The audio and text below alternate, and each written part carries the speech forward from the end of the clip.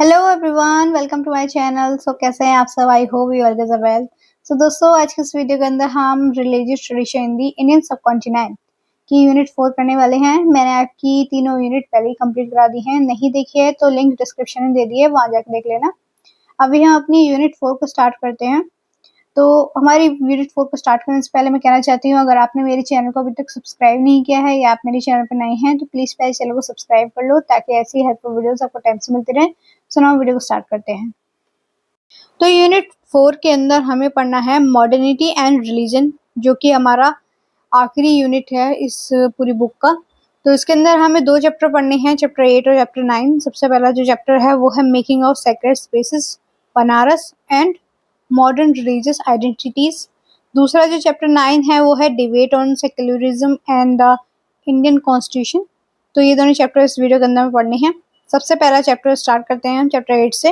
तो इस चैप्टर के अंदर हमें पढ़ना है वाराणसी के बारे में, उसकी हिस्ट्री के बारे में, और काशी खंड और बुद्धिज्म और काशी के बारे में। इसके मेजर टेम्पल हैं वाराणसी के अंदर, उनको देखेंगे। फिर गंगा और वाराणसी, फिर उसके बाद जो बनारस के अंदर इस्लाम का इमर्जेंस हुआ वो पढ़ेंगे। फिर इंटरसेक्शन एंड कन्वर्जन, उसके बाद वाराणसी इन इंटेलेक्चुअल डिस्कोर्स, उसके बाद मेडिवल टू मॉडर्न एरा, और फिर recreation through the indigenous and colonial. ये सारे टॉपिक इस चैप्टर के अंदर हमें कवर करने हैं। तो इंट्रोडक्शन से स्टार्ट करते हैं। तो टेक्स्ट की शुरुआत होती है वाराणसी के बारे में, जो दुनिया का सबसे पुराना और संस्कृति में अमीर शहरों में से एक है। ठीक है, इसके अंदर हम देखें वाराणसी की पहचान और उसकी लोकेशन। तो वाराणसी उत्तर प्रदेश में गंगा नदी के किनारे बसा हुआ है। इसे काशी के नाम से भी जाना जाता है, और ये सिर्फ हिंदुओं के लिए ही नहीं बल्कि जैनिज्म और बुद्धिज्म के फॉलोअर्स के लिए भी एक पवित्र स्थल है। ओके, और इस शहर की जो पहचान है वो यहाँ की गंगा कल्चर और काशी विश्वनाथ मंदिर से होती है। अब ये टेक्स्ट बताता है कि वाराणसी के सैकड़ों सालों से इंडियन कल्चर को संभाल कर रखा है। इसे मदर ऑफ पोएट्स और राइटर्स, फिलोसफर्स और म्यूजिशियन कहा गया है, क्योंकि यहाँ बड़े बड़े कवि और संगीतकार पैदा हुए हैं। और ये जो शहर है ये रिलीजियस एजुकेशन और संगीत का एक बड़ा सेंटर रहा है। दूसरा दोस्तों, यहाँ आने वाले लोगों के लिए माहौल बहुत ही दिलचस्प होता है।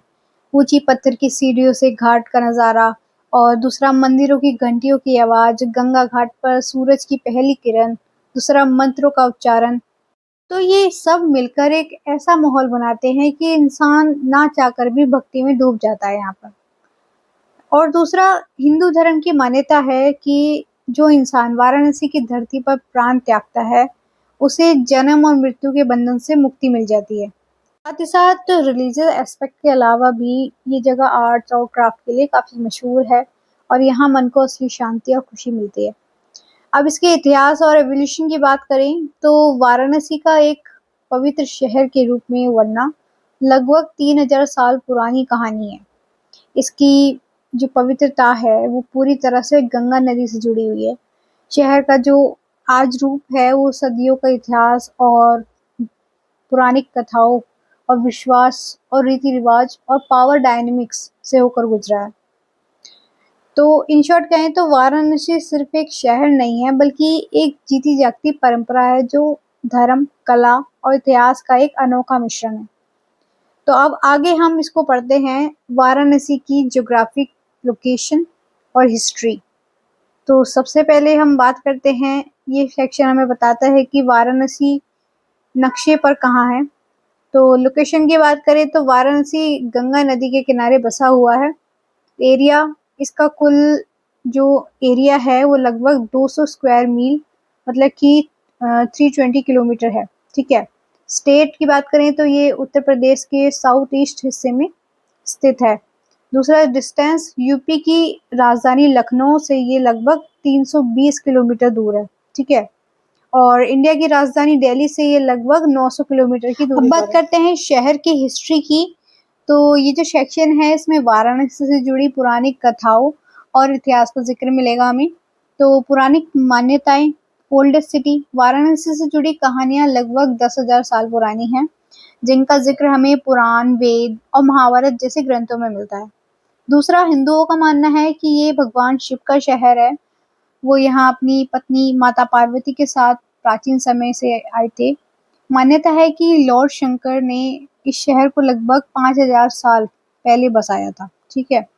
दूसरा, टेक्स्ट में ये भी कहा गया है कि ये वही जगह हो सकती है जहाँ भगवान कृष्ण ने एक धोखेबाज फेक कृष्ण को सजा दी थी, या फिर वो जगह जहाँ भगवान राम ने रावण का वध करने के बाद प्रायश्चित किया था। ठीक है। अब इसकी हिस्टोरिकल फैक्ट्स की बात करें तो भगवान शिव से जुड़े होने के कारण इस सिटी को सिटी ऑफ शिवा कहा जाता है, और ये आज हिंदू धर्म का एक प्रमुख केंद्र है। ओके। दूसरा, 7 पुरीज, इस हिंदू धर्म की 7 पवित्र पुरीज मतलब कि सप्तापुरी में से एक माना जाता है। ठीक है। एज की बात करें तो अगर इतिहास के हिसाब से देखें तो ये शहर लगभग 3000 साल पुराना लगता है, लेकिन हिंदू परंपराओं के मुताबिक ये उससे भी ज्यादा पुराना है, मतलब प्राचीन है। ठीक है। और दूसरा, महात्मा बुद्ध के समय में भी बनारस जो है वो एक बहुत ही महत्वपूर्ण स्थल रहा है। ठीक है। तो इन शॉर्ट कहें तो वाराणसी ना सिर्फ ज्योग्राफिकली दृष्टि से महत्वपूर्ण है, बल्कि इसका हर कोना भगवान शिव व प्राचीन भारतीय इतिहास की कहानियों से जुड़ा हुआ है। अब आगे हम बात करते हैं वाराणसी के पुराने नाम, उसके ट्रेड और यहाँ पे जो धार्मिक बदलाव आए हैं उसके बारे में। तो सबसे पहले व्यापार का केंद्र की बात करते हैं, मेजर ट्रेडिंग हब। तो प्राचीन समय में वाराणसी मतलब कि काशी महाजनपद की राजधानी थी। ठीक है। ये शहर व्यापार के लिए बहुत ही मशहूर था, खास करके सिल्क के कपड़े मतलब कि बनारसी सिल्क और हाथी दांत का काम और मलमल का कपड़ा, ये सारी चीज़ें यहाँ पे मिलती थी। ठीक है। इन चीज़ों को ट्रेड होता था। परफ्यूम और क्राफ्ट्स, ठीक है, ये सारी चीज़ें यहाँ पे थी। दूसरा, वाराणसी के अलग अलग नाम। तो टेक्स्ट के अकॉर्डिंग वाराणसी के 100 से भी ज़्यादा नाम हैं। अलग अलग ग्रंथों में इसे अलग अलग नामों से पुकारा गया है। बनारस, लोकल इसे आज भी बनारस कहते हैं, जो शायद पुराने राजा बेनर के नाम पर रखा गया था। दूसरा, बुद्धिस्ट जो जटाका टेल्स है उसके अंदर इसे जटावरी कहा गया है। इसका मतलब होता है कि जहाँ बिजनेस अच्छा हो। ओके। दूसरा, पुष्पावती कहा गया है, मतलब कि फूलों के बगीचों का शहर। और तीसरा, मौलिनी मतलब कि लोटस गार्डन का शहर कहा गया है इसे। ओके। दूसरा, काशी, ये नाम प्राचीन 16 महाजनपदों में से एक था। तीसरा जो है वो है वाराणसी, पाली लिटरेचर के अंदर इसे वाराणसी कहा गया है, जिससे बाद में बनारस बना। ठीक है। इसके बाद बुद्ध धर्म और सारनाथ की बात करते हैं। तो वाराणसी का संबंध गौतम बुद्ध से बहुत गहरा है। आर्कियोलॉजिकल खोज में यहाँ लोहे के तीर मतलब कि जो आयरन एरो हेड्स हैं वो मिले, जो पुरानी योद्धाओं का सबूत देते हैं। एंड गौतम बुद्ध ने अपनी जो पहला उपदेश है, पहला सरमन इसी इलाके में दिया था, जिसे आज हम सारनाथ मतलब कि पुराना आनंद कंद के नाम से जानते हैं। ठीक है। एंड धार्मिक और सांस्कृतिक महत्व की बात करें तो सिटी ऑफ लाइट, महाभारत और जटाका स्टेल में काशी को सिटी ऑफ लाइट मतलब कि रोशनी का शहर कहा गया है। दूसरा, तीर्थ, वाराणसी को पूरे ब्रह्मांड का सिंबल माना जाता है। ये एक तीर्थ है जो इंसान को भगवान से जोड़ता है। और इतिहास की बात करें तो राजघाट की खुदाई से पता चलता है कि शहर की शुरुआत 8th सेंचुरी BCE में हुई थी। ओके। एंड इसके ब्राह्मणिकल हिंदुइज्म का राइज बात करें तो 3rd सेंचुरी CE के आसपास यहाँ हिंदुइज्म का प्रभाव बढ़ा, जहाँ भगवान शिव से जुड़े हुए सिंबल मिले हैं। ठीक है। और दूसरा, गुप्ता डायनेस्टी के दौरान ये कमर्शियल सेंटर से बदलकर एक सेक्रेड टाउन मतलब कि पवित्र शहर बन गया था। ठीक है। दूसरा, संकादा पुराना, तो काशी खंडा ने वाराणसी को एक पवित्र धार्मिक स्थल के रूप में मजबूत पहचान दी। और अगर हम आसान शब्दों में कहें तो पहले वाराणसी एक बड़ा बिजनेस सेंटर था जो सिल्क और कपड़ों के लिए फेमस था। फिर धीरे धीरे ये बुद्धिज्म का बड़ा सेंटर बना और गुप्ता काल तक आते आते ये हिंदू धर्म का सबसे पवित्र शहर बन गया। ओके। और इसकी जो हिस्ट्री है वो लगभग 3000 साल पुरानी है। अब हम बात करते हैं आगे काशी खंड की। तो काशी खंड की बात करें तो काशी खंड ने हिंदुओं के मन में वाराणसी की एक बहुत ही पवित्र और अलौकिक इमेज बनाने में बड़ा रोल निभाया है। इसमें वाराणसी से जुड़ी कई पौराणिक कथाओं को डिटेल में बताया गया है। सबसे पहला अभिमुक्ता का मतलब, तो काशी खंड के पहले चैप्टर में काशी को अभिमुक्ता कहा गया है। इसका लिटरल मतलब है नेवर फॉरसेकन, मतलब कि जिसे कभी छोड़ा ना गया हो। ठीक है, ये टर्म इसलिए यूज किया गया है क्योंकि माना जाता है कि भगवान शिव हमेशा यहाँ निवास करते हैं। ओके, दूसरा, प्रलय में भी ये सुरक्षित रहता है।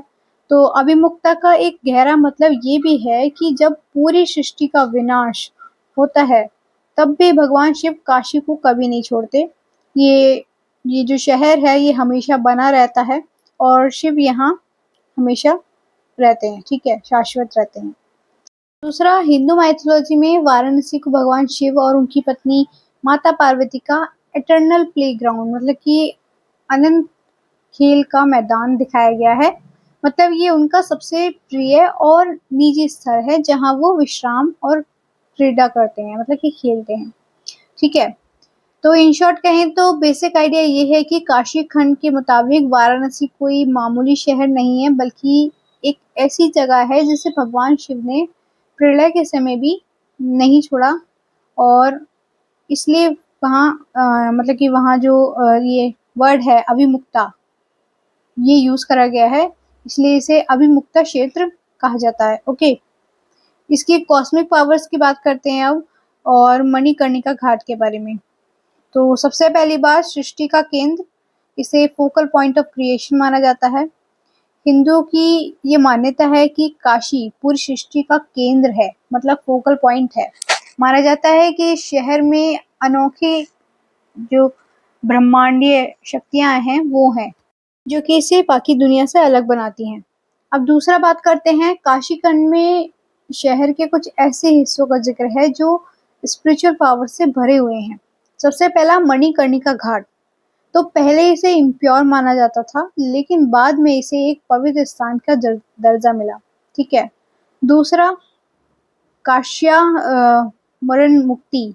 ये एक पुरानी मान्यता है कि काशी में मृत्यु होने से तुरंत मुक्ति मिल जाती है। ठीक है, आज भी नॉर्थ इंडिया के बहुत से लोग एक अच्छी मौत के लिए काशी जाना पसंद करते हैं। दूसरा, पौराणिक मैप और पंचक्रोशी मार्ग की बात करते हैं। तो पुराणों ने वाराणसी का एक धार्मिक नक्शा बनाया है, मतलब कि तैयार किया है, जिसमें खास मंदिर और कुंड और झरने बताए गए हैं। तो सबसे पहली बात, पंचक्रोशी मार्ग। तो काशी खंड और ब्रह्मा वैवर्ता पुराण में एक रास्ता का जिक्र करा गया है जो पूरे शहर को घेरता है। इसे पंचक्रोशी रूट कहते हैं। ओके, दूसरा, विश्वेश्वरा मंदिर। इसे पूरे सिस्टम का सेंटर मंदिर माना जाता है, मतलब कि काशी विश्वनाथ मंदिर है ये। ठीक है, ज्यादातर यात्रा यहीं से शुरू होती हैं और यहीं खत्म होती हैं। ठीक है, दूसरा, शिव का डोमिनेंट और दूसरे देवता की बात करें तो काशी को भगवान शिव का चोजन सिटी, मतलब चुना हुआ शहर माना जाता है। लेकिन शिव जी की इस नगरी में दूसरे देवी देवताओं के लिए भी जगह बनाई गई है, जैसे आदिकेशवा, मतलब विष्णु, हनुमान जी, दुर्गा जी। ठीक है, तो नेक्स्ट हम बात करते हैं बुद्धिज्म और काशी। तो बुद्धिज्म और काशी का जो रिश्ता है वो काफी पुराना है, मतलब कि बुद्धिज्म का साथ बहुत ही सदियों से है काशी के साथ। ठीक है, बुद्धिस्ट धर्म में काशी को एक बहुत ही इम्पोर्टेंट जगह माना जाता है, क्योंकि यहाँ पर लॉर्ड बुद्धा और उनकी जो शिक्षाएं हैं, मतलब टीचिंग से जुड़ी कई ऐतिहासिक घटनाएं हुई हैं। ठीक है, दूसरा, सारनाथ की महत्व। तो वाराणसी के पास स्थित सारनाथ बुद्धिज्म में सबसे पवित्र जगहों में से एक है। ठीक है, क्योंकि यहाँ पे उन्होंने अपना पहला उपदेश दिया था। ठीक है, बोध गया में ज्ञान प्राप्त के बाद लॉर्ड बुद्धा ने अपना सबसे पहला उपदेश सारनाथ में ही दिया था। ठीक है, और दूसरा हम बात करते हैं, इसे पहले सरमन को धमाका पवतन सुता या फिर व्हील ऑफ धर्मा, मतलब कि धर्म का चक्र कहा जाता है। ओके, और दूसरा, बुद्धा की टीचिंग्स। तो सारनाथ से ही बुद्धा ने अपने 2 सबसे महत्वपूर्ण सिद्धांतों मतलब प्रिंसिपल्स की शुरुआत की। सबसे पहला है 4 नोबल ट्रुथ मतलब कि 4 आर्य सत्य, ठीक है। और दूसरा है 8 फोल्ड पाथ मतलब कि अष्टांगीय मार्ग, ठीक है। अब बात करते हैं आर्कियोलॉजिकल सबूत की। तो वाराणसी और उसके आसपास की जगहों में जब खुदाई हुई तो वहां पे बहुत से ऐसे सबूत मिले और धरोहर मिले जो कि इस बात का सबूत है और पुष्टि करते हैं कि ये शहर सदियों तक बुद्धिज्म का एक बड़ा केंद्र रहा है, ठीक है। तो इन शॉर्ट कहें तो काशी सिर्फ हिंदुओं के लिए ही नहीं बल्कि बुद्धिस्ट के लिए भी उतनी ही महत्वपूर्ण है। और सारनाथ वो मुख्य स्थान है जहां से लॉर्ड बुद्धा ने पूरी दुनिया को शांति और ज्ञान का रास्ता दिखाना शुरू किया था। ओके, अब आगे देखते हैं इसका जो आर्कियोलॉजिकल एविडेंस है वो।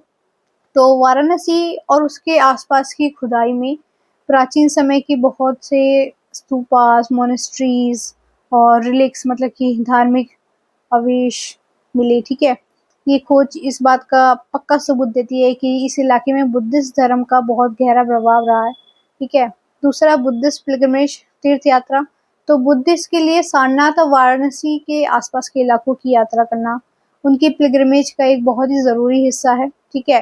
ये जगह जो है वो लॉर्ड बुद्धा के जीवन के सबसे महत्वपूर्ण मोमेंट्स को दर्शाती हैं, ठीक है। दूसरा, स्पिरिचुअल इंस्पिरेशंस मतलब कि आध्यात्मिक प्रेरणा। तो ये साइट सिर्फ हिस्टोरिकल नहीं बल्कि आज भी शांति दूतों और भक्तों के लिए स्पिरिचुअल इंस्पिरेशन और श्रद्धा का केंद्र है, ठीक है। और काशी का बुद्धिज्म के साथ ये कनेक्शन दिखाता है कि कैसे इस शहर ने लॉर्ड बुद्धा की शिक्षाओं को संभाल कर रखा है और दुनिया भर में फैलाया है, ठीक है। दूसरा, रिश्तों की बुनियाद। तो बुद्धिज्म और काशी के बीच ये मजबूत संबंध 3 चीज़ों पर टिका है। पहला, बुद्धिस्ट टेक्स्ट, प्राचीन किताबों में इसका जिक्र है, ठीक है। दूसरा, हिस्टोरिकल रिकॉर्ड्स मतलब कि इतिहास के पन्नों में दर्ज जानकारी। और जो थर्ड है वो है आर्कियोलॉजिकल डिस्कवरीज मतलब जमीन से मिले प्राचीन अवशेष, ठीक है।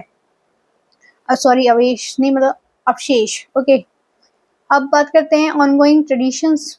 तो आज भी लोग बड़ी संख्या में सारनाथ और दूसरे बुद्धिस्ट साइट्स पर यात्रा के लिए जाते हैं, ओके। तो इन शॉर्ट कहें तो काशी ने सदियों से बुद्धिस्ट धर्म और संस्कृति की संजोए रखा है। मतलब कि सारनाथ जैसे स्थल आज भी इस बात का गवाह है कि लॉर्ड बुद्धा का ज्ञान यहीं से पूरी दुनिया में पहुंचाया गया, ठीक है। अब बात करते हैं नेक्स्ट हम अपने वाराणसी के अंदर जो मुख्य मंदिर हैं उनके बारे में। सबसे पहले जिस मंदिर की बात करेंगे जो यहाँ का मुख्य मंदिर है वो है काशी विश्वनाथ मंदिर। इसकी हिस्ट्री के बारे में, ओके। तो major temples of Varanasi start करते हैं। तो सबसे पहले काशी विश्वनाथ मंदिर। तो काशी विश्वनाथ मंदिर की बात करते हैं तो वाराणसी को सिटी ऑफ टेम्पल्स कहा जाता है क्योंकि यहाँ लगभग हर चौक या गली में एक मंदिर मिल जाता है। शहर में छोटे बड़े मिलाकर कुल 2300 मंदिर हैं, ठीक है। उनमें से सबसे बड़ा मंदिर जो है वो काशी विश्वनाथ मंदिर माना जाता है, ठीक है। इस मंदिर की महिमा की बात करें तो ये मंदिर भगवान शिव को समर्पित है और हिंदू धर्म के सबसे प्राचीन मंदिरों में से एक है। और ये गंगा नदी के पश्चिमी तट मतलब कि वेस्टर्न बैंक पर स्थित है, ठीक है। और इसे गेट ऑफ सेलिब्रेशन मतलब कि मोक्ष का द्वार माना जाता है। मान्यता ये भी है कि भगवान शिव और आदिशक्ति माता पार्वती का असली निवास स्थान ओरिजिनल प्लेस है ये, ठीक है। और इसके हिस्टोरिकल टाइमलाइन की बात करें तो टेक्स्ट में बताया गया है कि इस मंदिर को कई बार बनाया और तोड़ा गया है। 11वीं सेंचुरी में राजा हरिश्चंद्र ने इसका रेनोवेशन मतलब कि मरम्मत करवाया था। उसके बाद 1194 सीई में मोहम्मद गौरी ने इस मंदिर को तोड़ दिया था, फिर रीबिल्ड हुआ। उसके बाद 1447 इसके बाद इसे फिर बनाया गया, लेकिन जौनपुर के सुल्तान मोहम्मद शाह ने 1447 में इसे फिर से गिरवा दिया। उसके बाद 1585 गोल्डन एरा पंडित नारायण भट्ट ने टोडरमल की मदद लेकर इसे फिर से बनवाया, ठीक है। उसके बाद 1632 के अंदर शाहजहां ने अपनी सेना से मतलब कि सेना इसे तोड़ने के लिए भेजी, लेकिन हिंदुओं की भारी विरोध के बाद ये कामयाब नहीं हो पाया, मतलब कि इसे तोड़ा नहीं गया उस टाइम पे।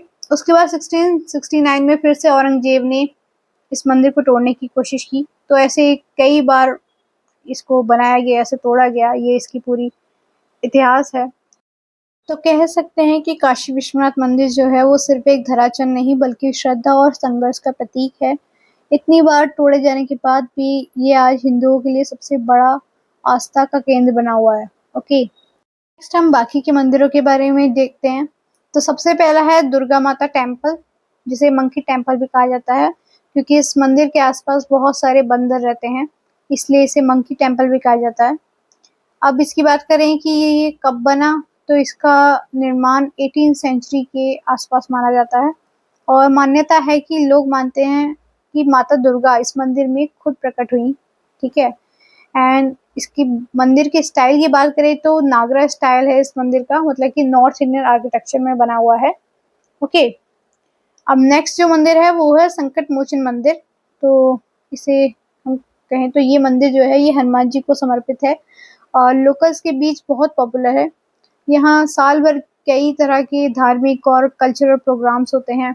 और एक इतिहास की एक घटना है, ये टेक्स्ट बताता है कि 7 मार्च 2006 को इस टेम्पल कॉम्प्लेक्स में 3 ब्लास्ट हुए, आतंकी हमले हुए थे। ठीक है, अब दूसरा जो है हमारा मंदिर वो है व्यास मंदिर, रामनगर में। तो इस मंदिर के पीछे एक दिलचस्प पौराणिक कथा है व्यास जी की। तो व्यास जी की गुस्से के ऊपर बात है ये। एक बार महर्षि व्यास जो हैं वो शहर में घुस रहे थे, लेकिन उन्हें कहीं से भी दान या दक्षिणा नहीं मिली।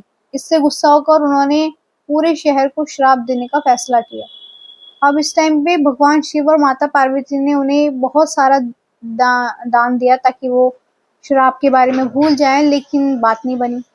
अब इसके बाद शिव जी ने व्यास जी के शहर में आने पर पाबंदी लगा दी। ठीक है, तो इस समस्या को सुलझाने के लिए व्यास जी गंगा की दूसरी तरफ रामनगर में रहने लगे, जहां आज भी उनका मंदिर स्थित है। दूसरा मंदिर है मणि मंदिर। इसकी लोकेशन की बात करें तो धर्म संघ कॉम्प्लेक्स में है, जो करपात्री महाराज का पवित्र स्थान है। ठीक है, इसे बनवाने की डेडिकेशन की बात करें तो इसे 28 फरवरी 1940 को डिवोटीज के लिए खोला गया था। ठीक है, एकता का प्रतीक है ये मंदिर शैवा और वैष्णवा, मतलब शिव और विष्णु के फॉलोअर्स की एकता का प्रतीक है और सभी धर्मों के लोगों के लिए खुला है। ठीक है, इसकी स्पेशलिटी के बारे में बात करें तो इस मंदिर की सबसे खास बात ये है कि यहाँ 151 नर्मदाश्वर शिवलिंगास एक लाइन में स्थित हैं। ठीक है, तो इन शॉर्ट कहे तो इन मंदिरों से पता चलता है कि वाराणसी का हर कोना किसी न किसी पौराणिक कथा या ऐतिहासिक घटना से जुड़ा हुआ है। ठीक है, जैसे कि हमने व्यास जी की कहानी सुनी। ठीक है, अब आगे हम बात करते हैं गंगा नदी और वाराणसी के बारे में। तो वाराणसी और गंगा का अटूट रिश्ते की बात करें तो वाराणसी ने कॉलोनियल पीरियड मतलब अंग्रेजों के ज़माने में भी अपनी धार्मिक परंपराओं को बरकरार रखा। ये जो शहर है ये गंगा नदी के बिना अधूरा है और इनका मिलन एक सिम्बायोटिक फ्यूजन है। इसका मतलब होता है कि शहर की पवित्रता नदी से है और नदी की महिमा शहर से जुड़ी हुई है। ओके, अब टेक्स्ट के अकॉर्डिंग गंगा को आर्कटाइप ऑफ होली वाटर माना गया है और इसमें अपार स्पिरिचुअल शक्ति होती है। माना जाता है कि जब गंगा धरती पर आई तो वो स्वर्ग से पवित्र तरल पदार्थ लेकर आई, जो वेदों के अमृत के समान है। ठीक है, दूसरा गंगा जल को शक्ति का लिक्विड रूप माना जाता है। ओके, एंड रिचुअल्स में गंगा का महत्व की बात करते हैं तो हिंदू धर्म में गंगा के बिना कोई संस्कार पूरा नहीं होता है। सबसे पहला प्यूरिफिकेशन, तो गंगा में स्नान करने से सारे पाप धुल जाते हैं। दूसरा, माना जाता है कि इसकी कुछ बूंदों से बीमारियों को ठीक करा जा सकता है। ठीक है, दूसरा, मृत्यु के बाद जो राख होती है उसे गंगा में बहाने से मोक्ष मिलता है।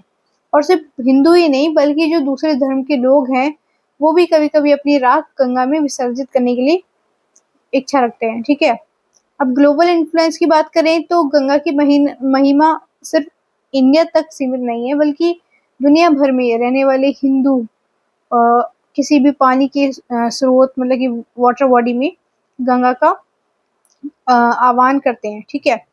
दूसरा, कॉस्मिक ट्रिनिटी। तो काशी खंड के मुताबिक गंगा नदी और काशी की पवित्र धरती मिलकर एक कॉस्मिक ट्रिनिटी मतलब कि ब्रह्मांडीय त्रिमूर्ति बनाते हैं। ठीक है। इसी वजह से वाराणसी को एक सुपर चार्ज्ड पिलग्रिमेज सिटी कहा जाता है, जहाँ की एनर्जी बाकी जगहों से बहुत ज़्यादा मानी जाती है। ठीक है। इन शॉर्ट कहें तो गंगा सिर्फ एक नदी नहीं है, बल्कि वाराणसी की आत्मा है। ये लिक्विड फॉर्म में भी देवी है, जो लोगों के पाप हैं उनको उन पापों से मुक्त करती है और मरने के बाद भी मोक्ष दिलाती है। ठीक है। तो ये जो शहर और नदी का रिश्ता है ये टाइमलेस है। ठीक है, हमेशा रहने वाला है। अब बात करते हैं गंगा नदी के बाद यहाँ पे बनारस के घाट से जुड़ी जो कहानियां हैं। तो बनारस के घाट की बात करें तो बनारस के जितने भी घाट्स हैं उनको अलग अलग मेडिवल राजाओं ने बनवाया है। ठीक है, मतलब मध्यकालीन की जो राजा रहे हैं उन्होंने बनवाया था, और हर घाट के साथ अपनी एक पौराणिक कथा जुड़ी हुई है। एंड सबसे पहले हम बात करते हैं दशा दशावमेध घाट की। तो ये सबसे मशहूर घाट है। माना जाता है कि यहाँ भगवान राम के पिता राजा दशरथ ने भगवान सूर्य को प्रसन्न करने के लिए 10 घोड़ों की बलि दी थी। दूसरा जो घाट है वो है केदार घाट। तो इससे जुड़ी कहानी है कि एक पुजारी रोज यहाँ शिव जी की पूजा करते थे। जब वो एक दिन वो बीमार पड़े तो वो पूजा नहीं कर पाए, तो उन्होंने शिव जी से कहा कि प्रभु अब आपको खुद आना होगा। तो उस टाइम पे शिव जी उनकी पुकार सुनकर वहां गंगा से मतलब गंगा पे प्रकट हुए। ठीक है। अब दूसरा जो घाट है वो है नर्मदा घाट। तो इस घाट के बारे में एक अजीब मिथ है कि जो महिलाएं यहाँ नहाती हैं उनका अपना पति से झगड़ा होता है। ठीक है, अपने पति से झगड़ा होता है, इसलिए यहाँ कोई महिला नहीं नहाती है। ठीक है। अब जो दूसरा घाट है वो है हरिश्चंद्र और मणिकर्णिका घाट। तो ये सदियों से हिंदुओं के लिए एक शमशान घाट रहे हैं। कहते हैं कि यहाँ की जो चिता की आग है वो हजारों साल से कभी भी बुझी नहीं है, मतलब कि हमेशा जलती रही है हजारों साल से।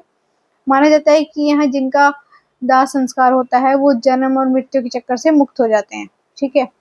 दूसरा, अब हम बात करते हैं एमरजेंस ऑफ इस्लाम की इन बनारस।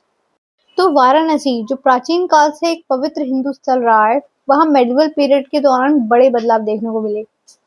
मुस्लिम इन्वेशन, इस दौरान बनारस ने कई मुस्लिम हमले देखे, और इसी टाइम पे इस पीरियड में बड़ी संख्या में हिंदू आबादी का धर्म परिवर्तन करवाया गया। और इसका टाइम पीरियड की बात करें तो ये सब 11वीं सेंचुरी से शुरू हुआ, जब सेंट्रल एशिया से हमलावर इंडिया आने लगे थे। ओके। और इसके अंदर हम देखने को मिलता है कि अफगान इन्वेशन मतलब हमला। तो वाराणसी के मंदिरों की वेल्थ ने अफगान इन्वेडर्स को अपनी तरफ खींचा। दूसरा, गजनवी, ये पहला इन्वेडर था जिसने बनारस पर 2 बार हमला किया। इस हमले के दौरान गजनवी के भतीजे की मौत हो गई, और मजार और जो शाहिद से गजी मियाँ के फॉलोअर्स, इन्होंने बनारस में इस्लाम की बुनियाद रखने में बड़ा रोल निभाया। उन्होंने कई मज़र्स बनवाए जो लोग इस्लाम की रक्षा में मरे गए। ठीक है। और उन्हें शहीद कहा गया, और उनके नाम पर मोहल्ले बस गए। ठीक है, जैसे सलारपुरा और अलवाईपुरा। ठीक है। अब दूसरा, पहली मस्जिद। शहर की पहली मस्जिद का नाम मस्जिद अब्दुल रज़क मतलब कि 1210 सी के अराउंड ये बनी। ये बनारस के गवर्नर के नाम पर रखी गई थी, और ये शहर के इस्लामिएशन का एक टर्निंग पॉइंट माना जाता है। इसके बाद मोहम्मद गौरी और विश्वरा टेम्पल मतलब विश्वनाथ टेम्पल की बात करें तो 1194 सी मोहम्मद गौरी और कुतुबुद्दीन ऐबक ने राजपूत राजा जयचंद को चंद्रवार की जंग में हराने के बाद बनारस पर हमला किया और विश्वेश्वरा विश्वेश्वरा टेम्पल मतलब कि विश्वनाथ टेम्पल को नुकसान पहुंचाया। इसके बाद बनारस मुस्लिम गवर्नरशिप के अंडर आ गया, जिसके वजह से शहर में मुस्लिम सेटलमेंट बढ़ी और कुछ हिंदुओं का कन्वर्शन भी हुआ। दूसरा, विश्वनाथ टेम्पल का कॉन्फ्लिक्ट की बात करें, वाराणसी के मंदिरों ने सदियों तक बड़े चैलेंजेस फेस किए। 1448 में मोहम्मद शाह सरकी ने शिवलिंग को दूसरे मंदिर अभिमुक्तेश्वरा में शिफ्ट कर दिया। ठीक है। 1490 में सिकंदर लोदी ने उस मंदिर को भी तबाह कर दिया। उसके बाद 1558 अकबर का समय, अकबर के मंत्री टोडरमल की देखरेख में मौजूदा विश्वनाथ टेम्पल का निर्माण हुआ।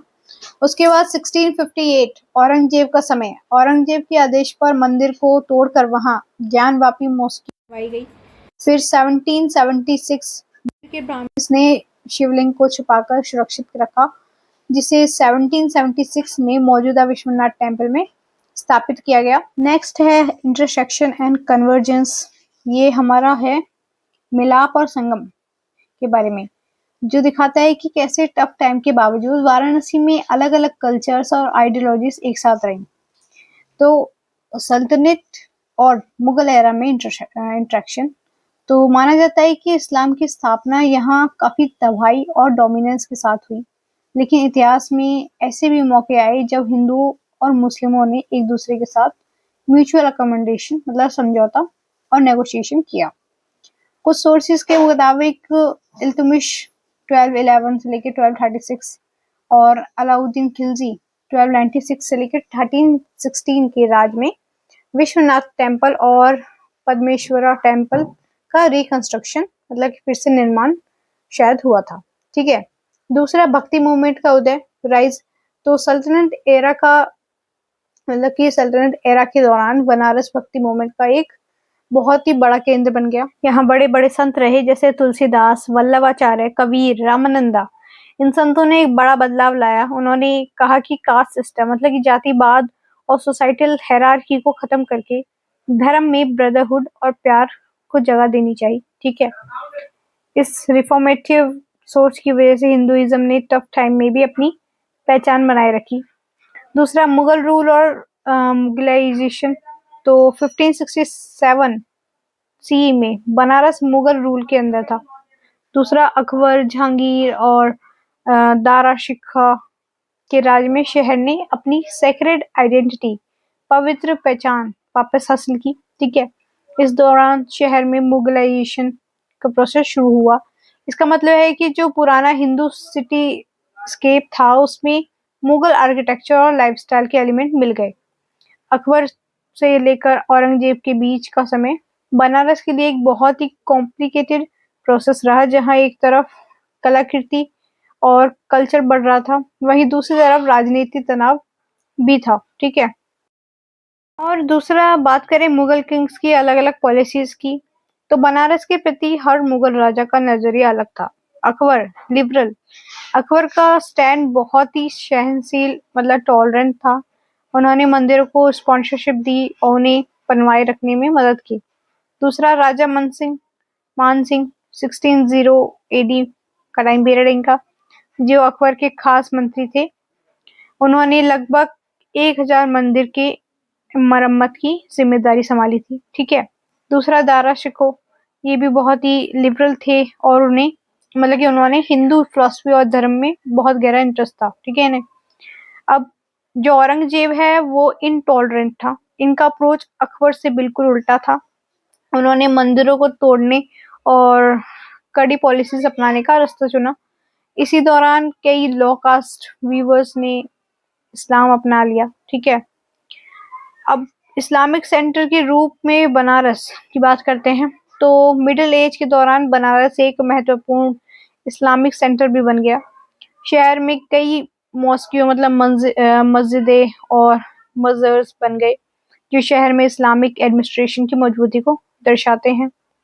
दूसरा, सिनेट्रिक कल्चर हब्स, मिली जुली संस्कृति। टेक्स्ट में मज़र्स की एक खास बात बताई गई कि बाबा की मज़र, इन मज़र को अक्सर बाबा की मज़र कहा जाता था। ये ऐसी जगहें बन गई जहां सिर्फ मुस्लिम ही नहीं बल्कि हिंदू भी सुकून और इलाज और रास्ते की तलाश में आते थे। ठीक है। ये जगह मेडिटेशन और स्पिरिचुअल इंटरेक्शन के लिए ओपन और शांत थी। ओके। दूसरा, हम बात करें इंडो पर्शियन कल्चर का उदय। तो मुगल पावर कम होने के बाद शहर में एक मजबूत इंडो पर्शियन कल्चर उभरा। ठीक है। उसके बाद अवैध अवध के गवर्नर मीर रुस्तम अली, इन्होंने रिवर साइड पर होने वाले हिंदू फेस्टिवल जैसे होली को दिल खोलकर सपोर्ट किया। ठीक है। दूसरा, रिवर बैंक सिग्रेशन। तो इस मिलाप के बावजूद रिवर बैंक पर थोड़ा फासला था। वेस्टर्न एंड के घाट ज्यादातर मुस्लिम के लिए रिजर्व थे। ठीक है। इन शॉर्ट कहें तो बनारस का इतिहास सिर्फ टकराव का नहीं है बल्कि मिलाप का भी रहा है, जहां एक तरफ मंदिरों पर हमले हुए, वहीं दूसरी तरफ अकबर और दारा सिखों जैसे लोगों ने दोनों धर्मों को जोड़ने का काम किया। और दूसरा, बाबा की मजार जैसे स्थल की बात कहें तो वो इस बात का सबूत है कि यहाँ की मिट्टी में हमेशा से एक दूसरे के लिए सम्मान और एक को एग्जिस्टेंस रहा है। ठीक है। अब हम बात करते हैं वाराणसी की इंटेलेक्चुअल और रिलीजियस आइडेंटिटी के बारे में। तो वाराणसी की आइडेंटिटी और हिस्ट्री के बारे में बात करें तो टेक्स्ट शुरू होता है कि इस बात से कि हिंदू वाराणसी का जो कॉन्सेप्ट है, इसे वेस्टर्न इंटेलेक्चुअल्स और ब्रिटिश कॉलोनियलिज्म मतलब कि अंग्रेजों के राज के टाइम काफी सपोर्ट मिला। ठीक है। कॉलोनियल पीरियड, इस दौरान आइडेंटिटी पर बहुत ज्यादा जोर दिया गया, जिसकी वजह से वाराणसी में रिलीजियस डिविजन्स मतलब कि धार्मिक बंटवारा और कम्युनल एग्रेशन भी बढ़ गए थे। ठीक है। और दूसरा, पोस्ट इंडिपेंडेंस, आजादी के बाद भारत सरकार ने एक बैलेंस इमेज दिखाने की कोशिश की। उन्होंने वाराणसी की सिंट्रिक मतलब कि मिली जुली तहजीब और सेकुलर लेगेसी को भी हाईलाइट किया, लेकिन साथ ही उसकी हिंदू आइडेंटिटी को भी बरकरार रखा। और दूसरा, अर्जुन अपदुराई का फ्रेमवर्क। तो यहाँ अर्जुन अपदुराई 1996 के स्कोप्स फ्रेमवर्क का जिक्र है, जिसे अब रिलीजियस इंपॉर्टेंस के हिसाब से और बड़ा कर दिया गया है। वाराणसी में रिलीजन सिर्फ एक बिलीफ नहीं है बल्कि एक डायनेमिक प्रोसेस है। इसका मतलब है कि रिलीजियस सिंबल्स मतलब धार्मिक चिन्ह वक्त के साथ बदलते और नए रूप लेते रहते हैं। ठीक है। इसमें जगह और बड़े मंदिर स्ट्रक्चर्स और पूजा पाठ और रिचुअल्स चीजों का बहुत बड़ा हाथ है। ठीक है। अब बात करते हैं हिंदू आइडेंटिटी और फिजिकल स्पेस की। तो टेक्स्ट के अकॉर्डिंग वाराणसी में हिंदू रिलीजन को दो चीजों से बांटा गया है। एक फिजिकल एक्सप्रेशन मतलब कि मंदिर, मॉन्यूमेंट और पुरानी परंपराएं। दूसरा, हिंदू पॉपुलेशन, वो लोग जो वहाँ रहते हैं और इन ट्रेडिशन को जिंदा रखते हैं। ठीक है।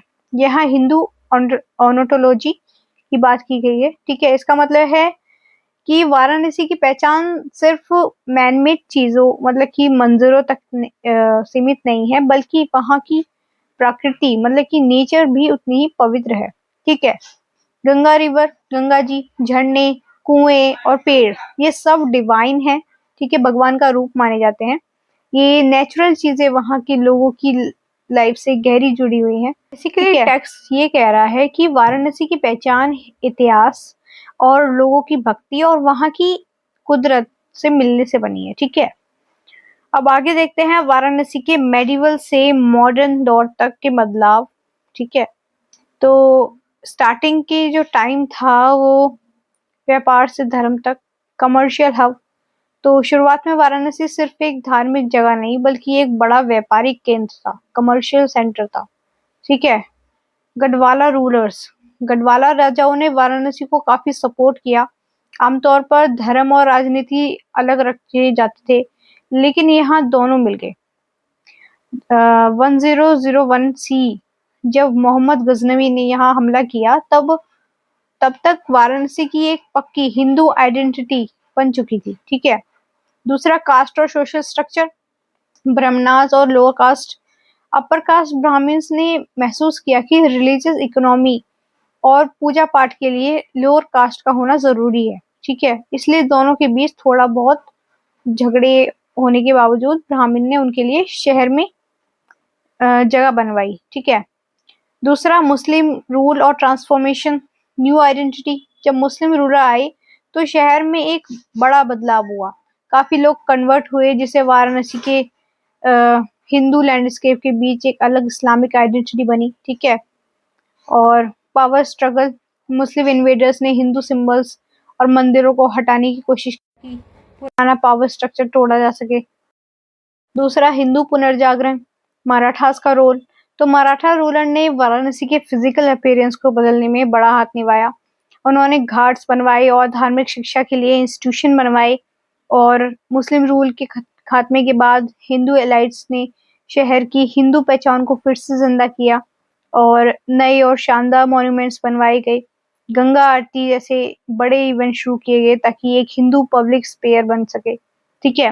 और दूसरा, वाराणसी एक कॉम्प्लेक्स मिक्स कल्चर, मतलब इसका जो डायनेमिक नेचर है, वाराणसी का हिंदुइज्म स्थिर नहीं रहा है, मतलब कह सकते हैं, बल्कि वक्त के साथ बदलता रहा है ये। ठीक है। मतलब ये नहीं है कि ये एक ही जैसा रहा है।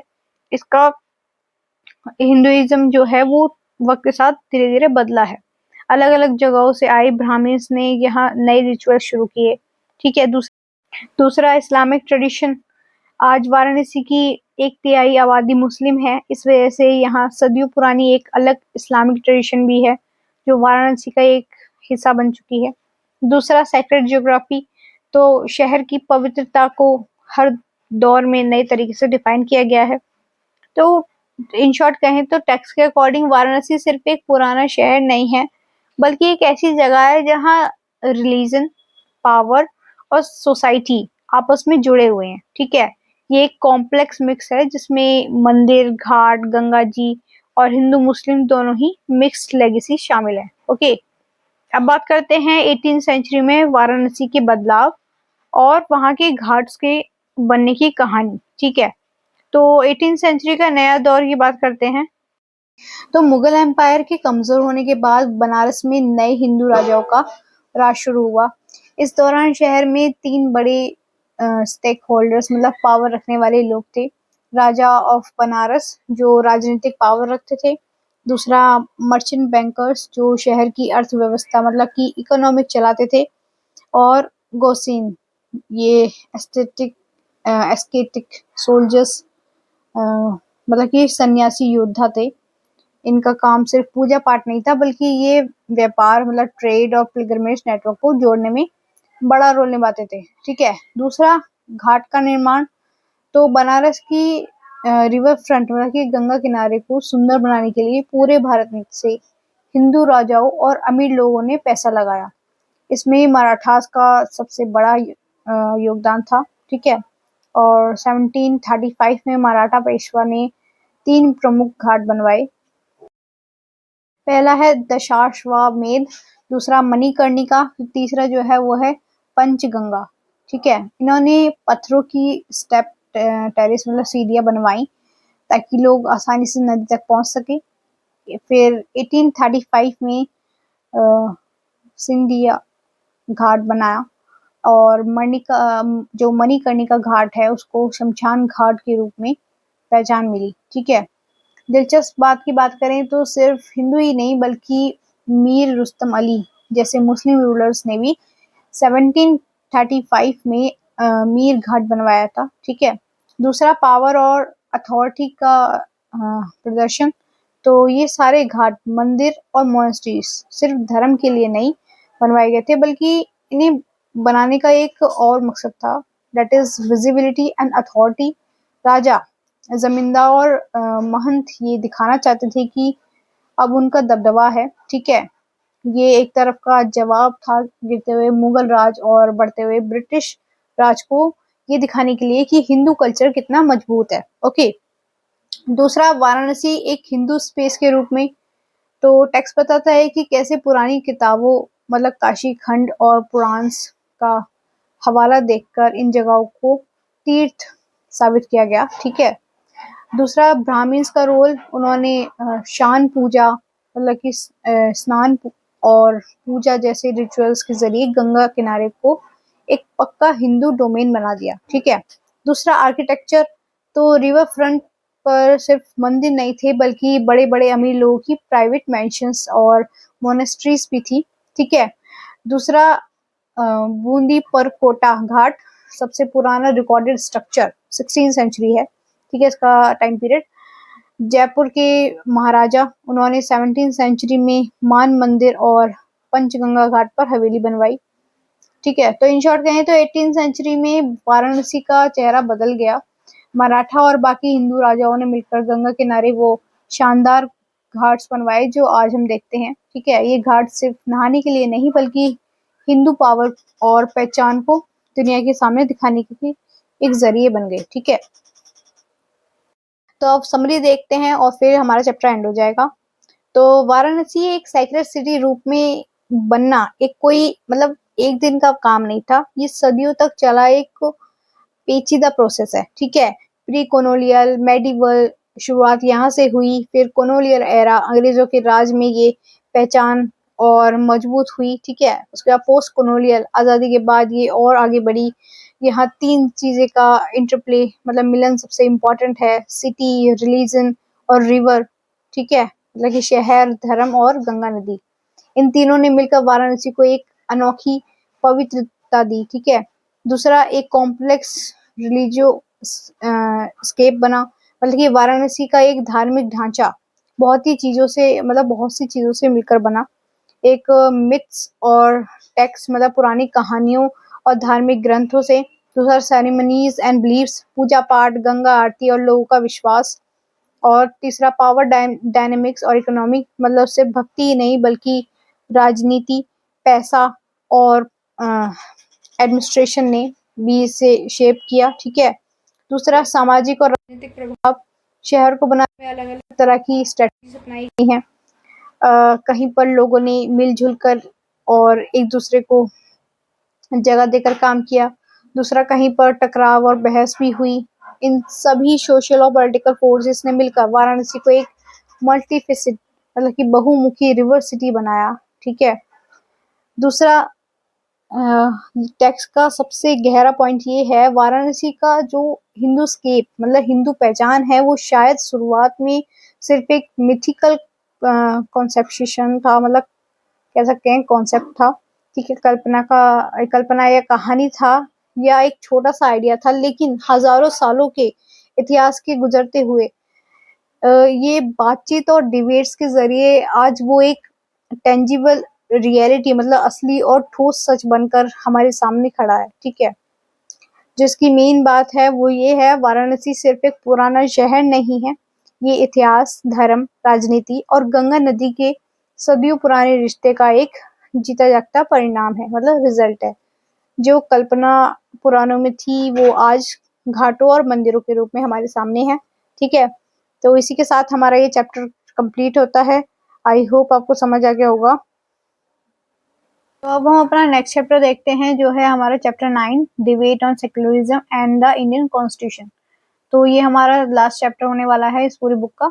तो स्टार्ट करते हैं इसे। तो इस चैप्टर के अंदर हमें देखने को मिलेगा जो सेक्युलरिज्म है इसकी हिस्टोरिकल ओरिजिन की और इसके मतलब के बारे में जानेंगे। और फिर हम जानेंगे कि सेकुलर और सेकुलरिज्म और सेकुलराइजेशन में फर्क क्या होता है। ठीक है, और उसके बाद हम देखेंगे सेकुलरिज्म इंडिया कॉन्स्टिट्यूशन के अंदर कुछ मेन प्रोविजंस को। ठीक है, तो ये सारे जो टॉपिक्स हैं हमें आज इस चैप्टर के अंदर कवर करने हैं। तो स्टार्ट करते हैं इंट्रोडक्शन से। तो हमारा ये जो चैप्टर है ये सेकुलरिज्म के ऊपर है, जिसका मतलब होता है हिंदी में धर्मनिरपेक्षता। तो बेसिकली हमारा ये चैप्टर धर्मनिरपेक्षता के एक छोटे से बेसिक इंट्रोडक्शन से स्टार्ट होता है। ये बताता है कि एक सोसाइटी कैसे बनती है और उसमें हार्मनी बनाए रखने के लिए क्या जरूरी है। तो सबसे पहली बात, सोसाइटी की बनावट मतलब सोशल स्ट्रक्चर। तो सोसाइटी की बात करें तो एक सोसाइटी सिर्फ लोगों से ही नहीं बल्कि अलग अलग स्ट्रक्चर्स से बनती है, मतलब कि इसमें क्लासेस, अमीर गरीब, कास्ट, क्रीड्स मतलब कि पंथ और जेंडर्स और एथनिसिटीज मतलब कि मूल वंश और रिलीजन मतलब कि ये सारी चीजें उसके अंदर शामिल होती है। सोसाइटी के सही ढंग से चलाने के लिए इन सब के बीच एक बैलेंस और हार्मनी होना बहुत जरूरी है।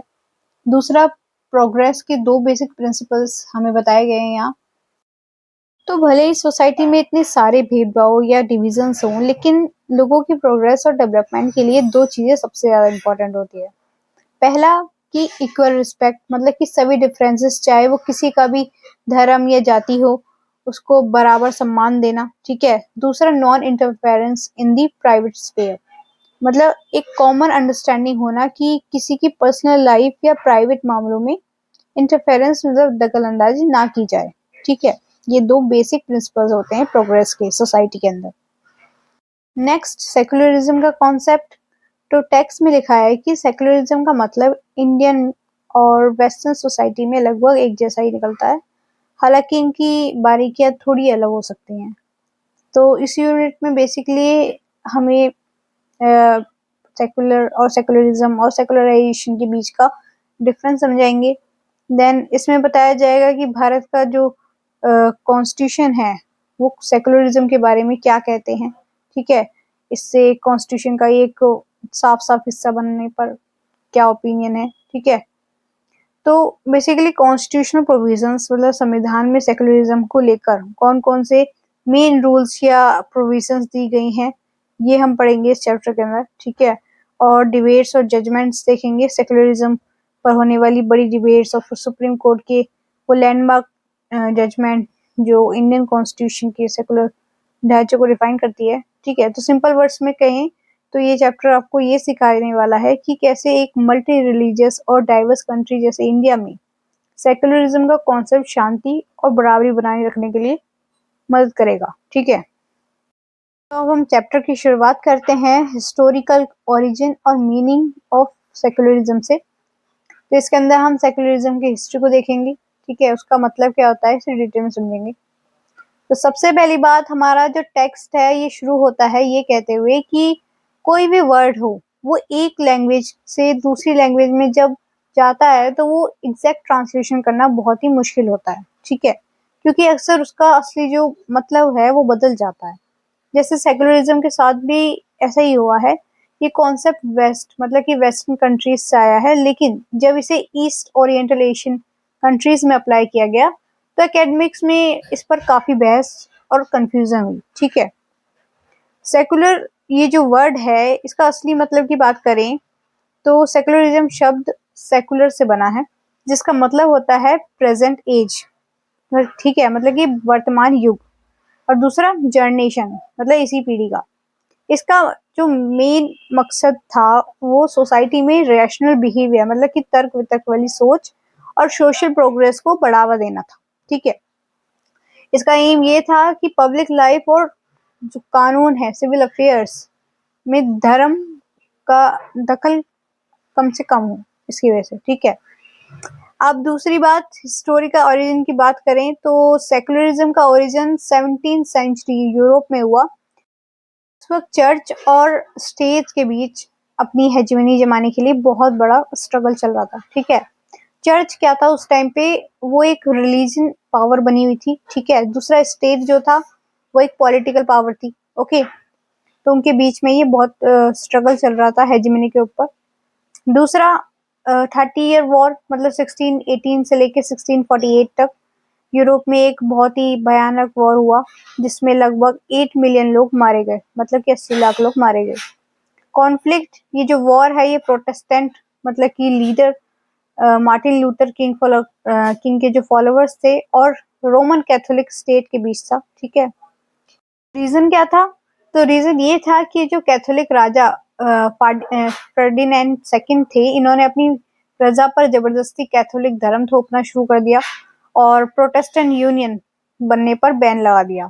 ठीक है। इससे जो प्रोटेस्टेंट स्टेट थे वो गुस्से हो गए, क्योंकि उन्हें लगा कि उनके राइट्स का वायलेशन हो रहा है। इस वजह से ये पूरा झगड़ा हुआ, ये वॉर हुई। ओके। दूसरा, ट्रीटी ऑफ वेस्टफालिया और सेपरेशन। तो इस वॉर मतलब कि सेक्टेरियन वॉर का एंड ट्रीटी ऑफ वेस्टफालिया से हुआ। ठीक है। इस ट्रीटी में एक बहुत बड़ा प्रिंसिपल निकाल कर आया कि separation of state and church, यानी राजनीति और धर्म को एक दूसरे से अलग रखा जाएगा। ओके। बाद में 1789 की फ्रेंच रेवोल्यूशन ने इस कॉन्सेप्ट को और भी ज्यादा पॉपुलर बना दिया। अब बात करें इस ट्रम की कि ये ट्रम किसने दी, तो भले ही कॉन्सेप्ट सदियों से बन रहा था, लेकिन ये जो सेक्युलरिज्म वर्ड है इसका इन्वेंशन 1851 में जॉर्ज जैकब ने किया था। ठीक है, उन्होंने इसे एक ऐसी फिलोसफी के रूप में पेश किया जो दुनिया के मामलों को दुनिया के हिसाब से देखें, ना कि सिर्फ धर्म के हिसाब से देखें। ये इन्होंने फिलोसफी दी। ठीक है, अब पर्सनल मोरल्स और पॉलिटिक्स की बात करें तो इन सब में एक लॉजिकल और सेकुलर नजरिया रखें। मतलब शुरुआत में ये टर्म थोड़ी अधूरी थी, लेकिन वक्त के साथ इसका एक प्रॉपर और गहरा मतलब निकल कर आया जो आज हम पढ़ते हैं। ओके, तो इन शॉर्ट कहें तो सेकुलरिज्म का जन्म धर्मों के बीच होने वाले खूनी संघर्ष को रोकने और स्टेट को किसी एक धर्म का साइड लेने से रोकने के लिए हुआ था। ठीक है, अब दूसरा हम बात करते हैं रिलीजन का पर्सनल मैटर बन जाना। तो इस कॉन्सेप्ट का एक बहुत ही इंपॉर्टेंट एस्पेक्ट ये था कि रिलीजन को एक पर्सनल मैटर मान लिया गया था। इससे क्या हुआ कि स्टेट और रिलीजन के बीच की जो दूरियां थी वो और भी ज्यादा मजबूत हो गई। और दूसरा, प्रोटेस्टेंट दुनिया में अलग अलग चर्चेस में अपनी अलग डॉक्ट्रिन मतलब आइडियोलॉजी के साथ सामने आए। ठीक है, दूसरा, वेस्टर्न वर्सेस इंडियन सेकुलरिज्म। तो टेक्स्ट में एक वार्निंग दी गई है कि वेस्टर्न ओरिजिन का सेकुलरिज्म को सीधा इंडिया पर अप्लाई करना डेंजरस हो सकता है, बिकॉज वेस्टर्न मॉडल जो है इसका मेन फोकस सेपरेशन मतलब कि धर्म और सरकार का बिल्कुल अलग होना पर है। ठीक है, ये इंडिया के लिए बिल्कुल भी मतलब कह सकते हैं बिल्कुल अजनबी कॉन्सेप्ट था। ठीक है, दूसरा, इंडियन नीड्स। तो इंडिया की सोशल फैब्रिक मतलब समाज की बनावट के हिसाब से हमें एक अलग वर्जन की जरूरत थी, क्योंकि हमारी सोसाइटी बहुत पुरानी और डाइवर्स है। दूसरा, एक फेमस ऑथर है युवल नोआ हरारी। तो इन्होंने अपनी book 21 lesson for the 21st century में सेकुलरिज्म को दुनिया के सबसे इम्पोर्टेंट 21 इश्यूज में से एक बताया है। इंडिया में तो इंडिपेंडेंस से पहले से ही इस पर एकेडमिक्स और पॉलिटिक्स में काफी चर्चा होती रही है। दूसरा, अब हम बात करते हैं सेकुलरिज्म की 3 बड़ी प्रिंसिपल्स। तो सेकुलरिज्म की जो मेन मकसद है वो सोशल हार्मनी मतलब कि भाईचारा बनाना है, ताकि कोई एक डोमिनेंट कम्युनिटी दूसरी कम्युनिटी को परेशान ना कर सके। ठीक है, अब इसके भी 3 पिलर्स हैं। सबसे पहला, सेपरेशन मतलब कि स्टेट को सभी धर्मों से एक बराबर दूरी बनाए रखनी चाहिए। ठीक है, दूसरा, फ्रीडम मतलब हर इंसान को अपनी फेथ को मानने और प्रैक्टिस करने और उसका प्रचार करने की आजादी है, और साथ ही साथ इसमें धर्म को ना मानने की आजादी भी शामिल है। और दूसरा, इक्वालिटी मतलब कि किसी के किसी के धर्मी होने या ना होने से उसे पब्लिक लाइफ, नौकरी और एजुकेशन या कानून के सामने कोई भी फायदा या नुकसान नहीं होना चाहिए। ठीक है, ये 3 इसके पिलर्स हैं। अब बात करते हैं हम सेकुलरिज्म और सेकुलराइजेशन के बीच का डिफरेंस की। तो लोग अक्सर इन तीनों को एक ही समझते हैं, लेकिन इसमें कुछ डिफरेंसेस हैं। ठीक है, सबसे पहली बात, सेक्युलर मतलब कि धर्मनिरपेक्ष। तो ये एक एडजेसिव की तरह है जो मतलब कि जब कोई एक्टिविटी या चीज या एटीट्यूड रिलीजन से जुड़ा हुआ नहीं होता है तो उसे सेकुलर कहते हैं। जैसे example, secular education, secular music. ठीक है, दूसरा, एथिस्ट मतलब एथिस्ट वर्सेस सेकुलर। कुछ लोग सोचते हैं कि जो लोग भगवान को नहीं मानते हैं वो लोग होते हैं सेकुलर। ऐसा नहीं है, जबकि जो लोग भगवान को नहीं मानते हैं वो होते हैं एथिस्ट। ठीक है, लेकिन जो चीजें धर्म से ताल्लुक नहीं रखती हैं उन्हें सेकुलर कहा जाता है। ओके, अब दूसरा है सेकुलरिज्म। तो सेकुलरिज्म की मतलब की बात करें तो टेक्स्ट के अकॉर्डिंग सेकुलरिज्म को 2 नजरियों से देखा जाता है। पहला, वेस्टर्न कॉनोटेशन। इसका मतलब है separation of state and religion मतलब सरकार और धर्म का एक दूसरे से बिल्कुल अलग होना। दूसरा है ईस्टर्न मतलब इंडियन कॉनोटेशन। इसका मतलब है सर्वधर्म संभव यानी सभी धर्मों को बराबर सम्मान देना। ठीक है, अब सेकुलराइजेशन की बात करते हैं। थर्ड जो है हमारा, तो सेकुलराइजेशन एक प्रोसेस है। मतलब सेकुलराइजेशन एक ऐसी प्रोसेस है जो सोसाइटी और पब्लिक पॉलिसी से धर्म के इन्फ्लुएंस को कम करती है। ठीक है, ये धर्म को पूरी तरह खत्म नहीं करता है, बल्कि ये कहता है कि फेवर या डिसफेवर किसी का पक्ष लेना या विरोध करना मतलब इसके आधार पर धर्म नहीं होना चाहिए। ओके। दूसरा, जोया चटर्जी एक ऑथर है, बंगाल डिवाइडेड, ठीक है। तो इनके अकॉर्डिंग कहें तो इंडिया और पाकिस्तान के बंटवारे के बाद सेकुलराइजेशन का प्रोसेस सिर्फ पार्शियल, मतलब कि अधूरा था, मतलब सिर्फ रिफ्यूजीज के रिहेबिलिटेशन जैसे नॉन रिलीजियस मुद्दों पर ही ध्यान गया, ठीक है। लेकिन उस टाइम पे इन्हीं मुद्दों पे ध्यान दिया गया, और ये सिस्टम के निचले जो स्टार्स हैं, लोअर मशीनरी तक नहीं पहुंचा, ठीक है, मतलब कि इन तक पहुंच नहीं पाया। तो ये इन तीनों के बीच का फर्क था, ठीक है। हम इन शॉर्ट में बोले तो सेकुलर जो है वो हर चीज जिसका धर्म या स्पिरिचुअलिटी से कोई लेना देना ना हो। दूसरा, सेकुलरिज्म, उसका मतलब होता है स्टेट और रिलीजन का अलग होना, ठीक है। ये सभी धर्मों को बराबर सम्मान, ठीक है। और दूसरा जो लास्ट वाला था सेकुलराइजेशन, मतलब सोसाइटी और पब्लिक रिलेशन में धर्म के प्रभाव का ना होना। नेक्स्ट है हमारा secularism and the Indian constitution. तो 26 जनवरी 1950 को जब संविधान लागू हुआ, तब सेकुलरिज्म शब्द उसमें साफ साफ नहीं लिखा था, लेकिन ये हमेशा से संविधान का एक कार्डिनल प्रिंसिपल माना जाता था। 42 अमेंडमेंट एक्ट 1976, इस साल संविधान में बदलाव किया गया और सेकुलर शब्द को प्रियम्बल में फॉर्मली ऐड किया गया, ठीक है। उसके बाद बोमई केस जजमेंट, तो सुप्रीम कोर्ट ने एसआर बोमई केस के फैसले में ये साफ कर दिया था कि सेकुलरिज्म हमारे संविधान का एक बेसिक फीचर है, यानी इसे कभी खत्म नहीं किया जा सकता। इन शॉर्ट कहें तो सेकुलरिज्म इंडिया में सिर्फ एक कानून नहीं है, बल्कि हमारे संविधान की सोल का हिस्सा है, मतलब जो सभी को बराबरी का हक देता है। ओके। अब बात करते हैं कॉन्स्टिट्यूएंट असेंबली की डिबेट्स। तो भले ही हमारे संविधान के प्रोविजंस में सेकुलरिज्म के फीचर्स पहले से थे, लेकिन असेंबली के मेंबर्स के बीच इस पर काफी बहस हुई। उनके सामने तीन बड़े सवाल थे। पहला, क्या हमें संविधान में सेकुलर शब्द को फॉर्मली लिखना चाहिए? दूसरा क्वेश्चन ये था, इतने धार्मिक देश मतलब इंडिया में सेकुलर स्टेट का स्वरूप कैसे होगा, ठीक है। तीसरा जो क्वेश्चन था वो था, क्या जो वेस्टर्न मॉडल है, मतलब कि स्टेट और रिलीजन का बिल्कुल अलग होना, इंडिया के लिए वो सही रहेगा या नहीं, ठीक है। तो अब फैसले की बात करें तो 17 अक्टूबर 1949 को मेंबर्स ने डिसाइड किया कि वो सेकुलर शब्द को संविधान में नहीं लिखेंगे उस वक्त, लेकिन इंडिया को सेकुलर स्टेट के प्रिंसिपल्स पर ही चलाएंगे, ठीक है। नेक्स्ट हम बात करते हैं सेकुलरिज्म की तीन थ्योरीज बाय शेफाली झा। तो शेफाली झा ने अपनी रिसर्च में उन तीन थ्योरीज का जिक्र किया है जो डिबेट का बेस बनी, ठीक है। अब सबसे पहला है नो कंसर्न थ्योरी, मतलब कि कोई लेना देना नहीं। तो इसके अंदर जो एडवोकेट थे वो थे केटी शाह, ताजुमल हुसैन और एम मसानी। और मेन आइडिया क्या था कि स्टेट का रिलीजन से कोई वास्ता नहीं होना चाहिए, रिलीजन का एक बिल्कुल प्राइवेट अफेयर है, ठीक है। दूसरे इम्पैक्ट की बात करें तो गवर्नमेंट इंसान को सिर्फ एक सिटीजन के रूप में देखेगी, उसकी रिलीजियस आइडेंटिटी के रूप में नहीं, ठीक है।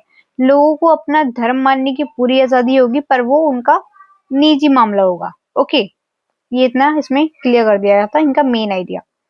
दूसरा क्या था, वो था सेपरेशन थ्योरी, मतलब कि सरकार और धर्म का बंटवारा। तो मेन आइडिया ये था कि ये थ्योरी पहली वाली से थोड़ी सी अलग होगी, मतलब जो पहले थी उससे थोड़ी सी अलग है। ये कहती है कि रिलीजन एब्सोल्यूट ट्रूथ का सिस्टम है, ओके।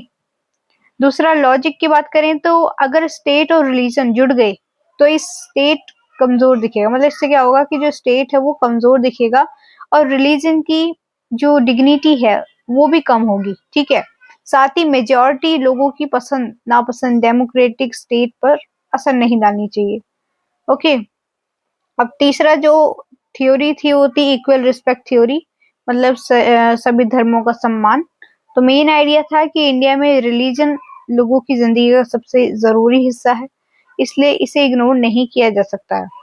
सॉल्यूशन क्या है इसका, स्टेट को सभी धर्मों का सम्मान मतलब कि रिस्पेक्ट करना चाहिए और सबसे एक बराबरी मतलब कि बराबर दूरी बनाए रखनी चाहिए। ठीक है, मतलब ये नहीं है कि आप एक धर्म के बेस पे किसी के साथ गलत कर रहे हो, जस्टिस नहीं कर रहे हो। ठीक है, तो इन शॉर्ट कहें तो असेंबली ने एंड में इक्वल रिस्पेक्ट थ्योरी को ज्यादा बढ़ाया, क्योंकि इंडिया जैसे देश में धर्म को पूरी तरह से पब्लिक लाइफ से बाहर करना नामुमकिन था, क्योंकि यही वजह है कि इंडिया में सर्वधर्मा संभव का कॉन्सेप्ट चलता है। ठीक है, नेक्स्ट टॉपिक है main provisions related to the secularism in the Indian constitution. दो मेन प्रोविजन की बात करें तो प्रियम्बल 42 अमेंडमेंट के बाद प्रियम्बल में साफ लिखा है कि इंडिया एक सेक्युलर रिपब्लिक है। ये सभी सिटीजन्स को सोचने, एक्सप्रेस करने और किसी भी धर्म में विश्वास की आज़ादी देता है। ओके, उसके बाद आर्टिकल 14 ये कहता है कि गवर्नमेंट की नज़र में सब बराबर हैं। ठीक है, इक्वालिटी बिफोर लॉ। सरकार किसी भी इंसान के साथ उसके धर्म के आधार पर भेदभाव नहीं करेगी। दूसरा 15 आर्टिकल है हमारा, आर्टिकल 15(1) और 2। ये आर्टिकल धर्म, जाति और जेंडर या फिर जन्म स्थान के आधार पर किसी भी तरफ से भेदभाव नहीं करती है, मतलब कि किसी भी तरीके को भेदभाव को आगे नहीं बढ़ाती है। ओके, अब दूसरा है जो आर्टिकल 16(2), वो है सरकारी नौकरियों, मतलब गवर्नमेंट एम्प्लॉयमेंट में धर्म के नाम पर भेदभाव नहीं होगा। हालांकि अगर किसी कम्युनिटी का रिप्रेजेंटेशन कम है तो उनके लिए रिजर्वेशन दिया जा सकता है। ओके, दूसरा आर्टिकल 25। तो आर्टिकल 25 की बात करें, इसके अंदर हमें दे रखा है, 1 सेकेंड। ओके, तो ये हर इंसान को अपनी मनपसंद धर्म को मानने, मतलब कि फ्रीडम ऑफ कंसाइंस, और उस पर अमल करने और उसका प्रचार करने की आज़ादी देता है। ठीक है, दूसरा आर्टिकल जो है वो है आर्टिकल 29 एंड 30। तो ये माइनॉरिटीज के हितों की रक्षा करते हैं। ठीक है, उन्हें अपनी एजुकेशनल इंस्टीट्यूशन खोलने और चलाने का पूरा हक है। दूसरा आर्टिकल 44 DPSP, ये यूनिफॉर्म सिविल कोड, मतलब कि यूसीसी की बात करता है, यानी पूरे देश के लिए एक जैसा नागरिक कानून होना चाहिए।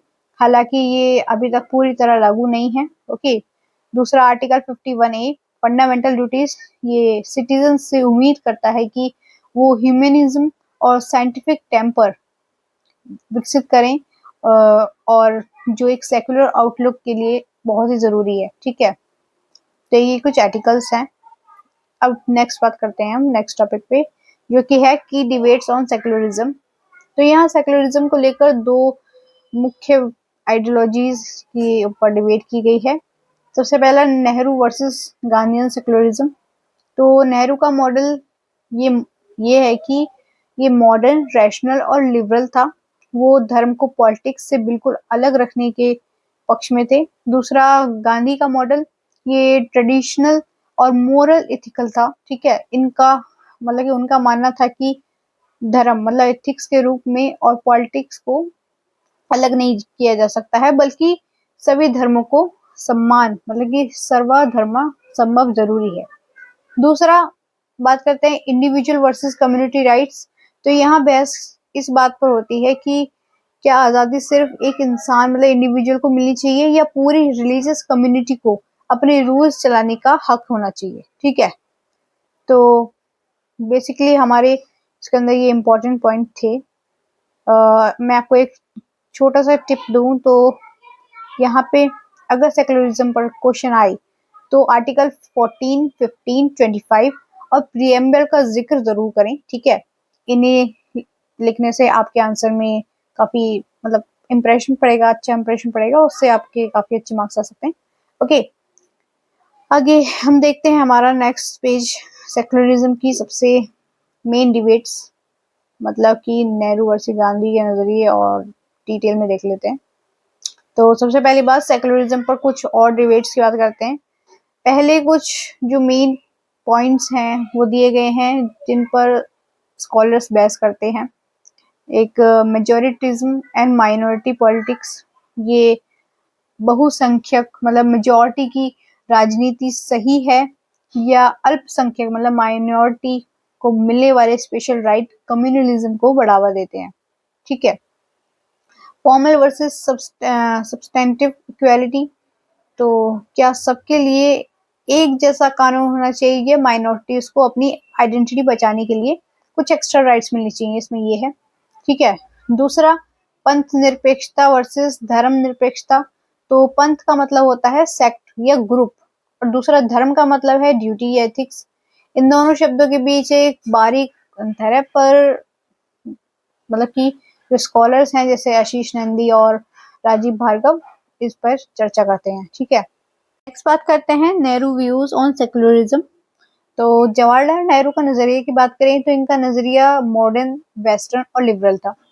नेहरू जी का सेक्युलरिज्म काफी हद तक मॉडर्न और रैशनल पर बेस्ड था। ठीक है। प्रिंसिपल डिस्टेंस, उनका मानना था कि स्टेट को धर्मों से एक सही दूरी बनाए रखनी चाहिए, ना किसी धर्म का पक्ष लेना चाहिए और ना ही किसी का विरोध। ठीक है। मतलब न्यूट्रल स्टेट, सरकार को धार्मिक मामलों में बिल्कुल न्यूट्रल रहना चाहिए और कानून के सामने सबको बराबर मानना चाहिए। ओके। दूसरा, रैशनलिज्म और मॉडर्निटी, तो नेहरू सेक्युलरिज्म को मॉडर्निटी का एक हिस्सा मानते हैं। उन्हें लगता था कि साइंटिफिक टेम्पर और लॉजिक तभी बढ़ सकता है जब सोसाइटी सेकुलर हो। ठीक है। दूसरा, यूनिफॉर्म रिलीजियस लॉ, तो नेहरू चाहते थे कि शादी, तलाक और जायदाद के लिए सभी धर्मों का एक ही कानून हो। ठीक है। इसी वजह से उन्होंने हिंदू कोड बिल का समर्थन किया था। ठीक है। जो उस वक्त काफी बड़ा कंट्रोवर्सी बना। ठीक है। दूसरे हैं एम के गांधी। तो इनके व्यूज की बात करें तो इनके व्यूज ट्रेडिशनलिस्ट और इथिकल हैं। मतलब कि गांधी जी का सेकुलरिज्म उनके धार्मिक विश्वास से जुड़ा था, पर वो सभी धर्मों का सम्मान करते थे। ठीक है। सर्वधर्म संभव, ये गांधी जी का सबसे मुख्य मंत्र था। उनका मानना था कि सभी धर्म सच्चे हैं और उनका मूल मकसद एक ही है। ठीक है। दूसरा, वेलफेयर ऑफ ऑल, तो वो चाहते थे कि सोसाइटी के हर वर्ग का भला हो। ठीक है। उनके लिए रिलीजन का मतलब रिचुअल नहीं बल्कि इथिक्स, मतलब कि नैतिकता था। ठीक है। उनका मानना था कि पॉलिटिक्स के बिना इथिकल मतलब कि धर्म अनुसार प्रिंसिपल्स की नहीं चल सकती। ठीक है। दूसरा, अब बात करते हैं हम की डिफरेंसेस के, तो मतलब एग्जाम पॉइंट ऑफ व्यू से बात करते हैं। तो नेहरू धर्मों के बीच इक्वालिटी ऑफ ट्रीटमेंट, एक जैसे बर्ताव पर जोर देते हैं। ठीक है। दूसरा, जो गांधी जी हैं वो इक्वालिटी ऑफ रिस्पेक्ट, मतलब कि सभी धर्मों का बराबर सम्मान पर जोर देते हैं। ओके। नेक्स्ट है एंटी सेकुलरिस्टिक, तो सेकुलरिज्म के आलोचक, मतलब कि तो ये सेक्शन जो है वो काफी इंटरेस्टिंग है क्योंकि ये उन स्कॉलर्स की बात करता है जो मॉडर्न सेकुलरिज्म को इंडिया के लिए सही नहीं मानते। ओके। इसमें जो मेन पॉइंट है वो ये है कि एंटी सेकुलरिस्टिक सेकुलरिज्म के दुश्मन नहीं है, बल्कि वो इसके वेस्टर्न कोनोटेशन, मतलब कि स्टेट और रिलीजन का बिल्कुल अलग होना के खिलाफ है। ठीक है। कारण क्या है? उनका कहना है कि इंडिया एक बहुत ही धार्मिक सोसाइटी है, इसलिए यहाँ स्टेट और रिलीजन को पूरी तरह अलग करना नामुमकिन है। ठीक है। इंडिया का असली सेक्युलरिज्म टॉलरेंस, मतलब कि सहनशीलता और इक्वल रिस्पेक्ट पे, मतलब कि इक्वल रिस्पेक्ट में बसा हुआ है। ठीक है।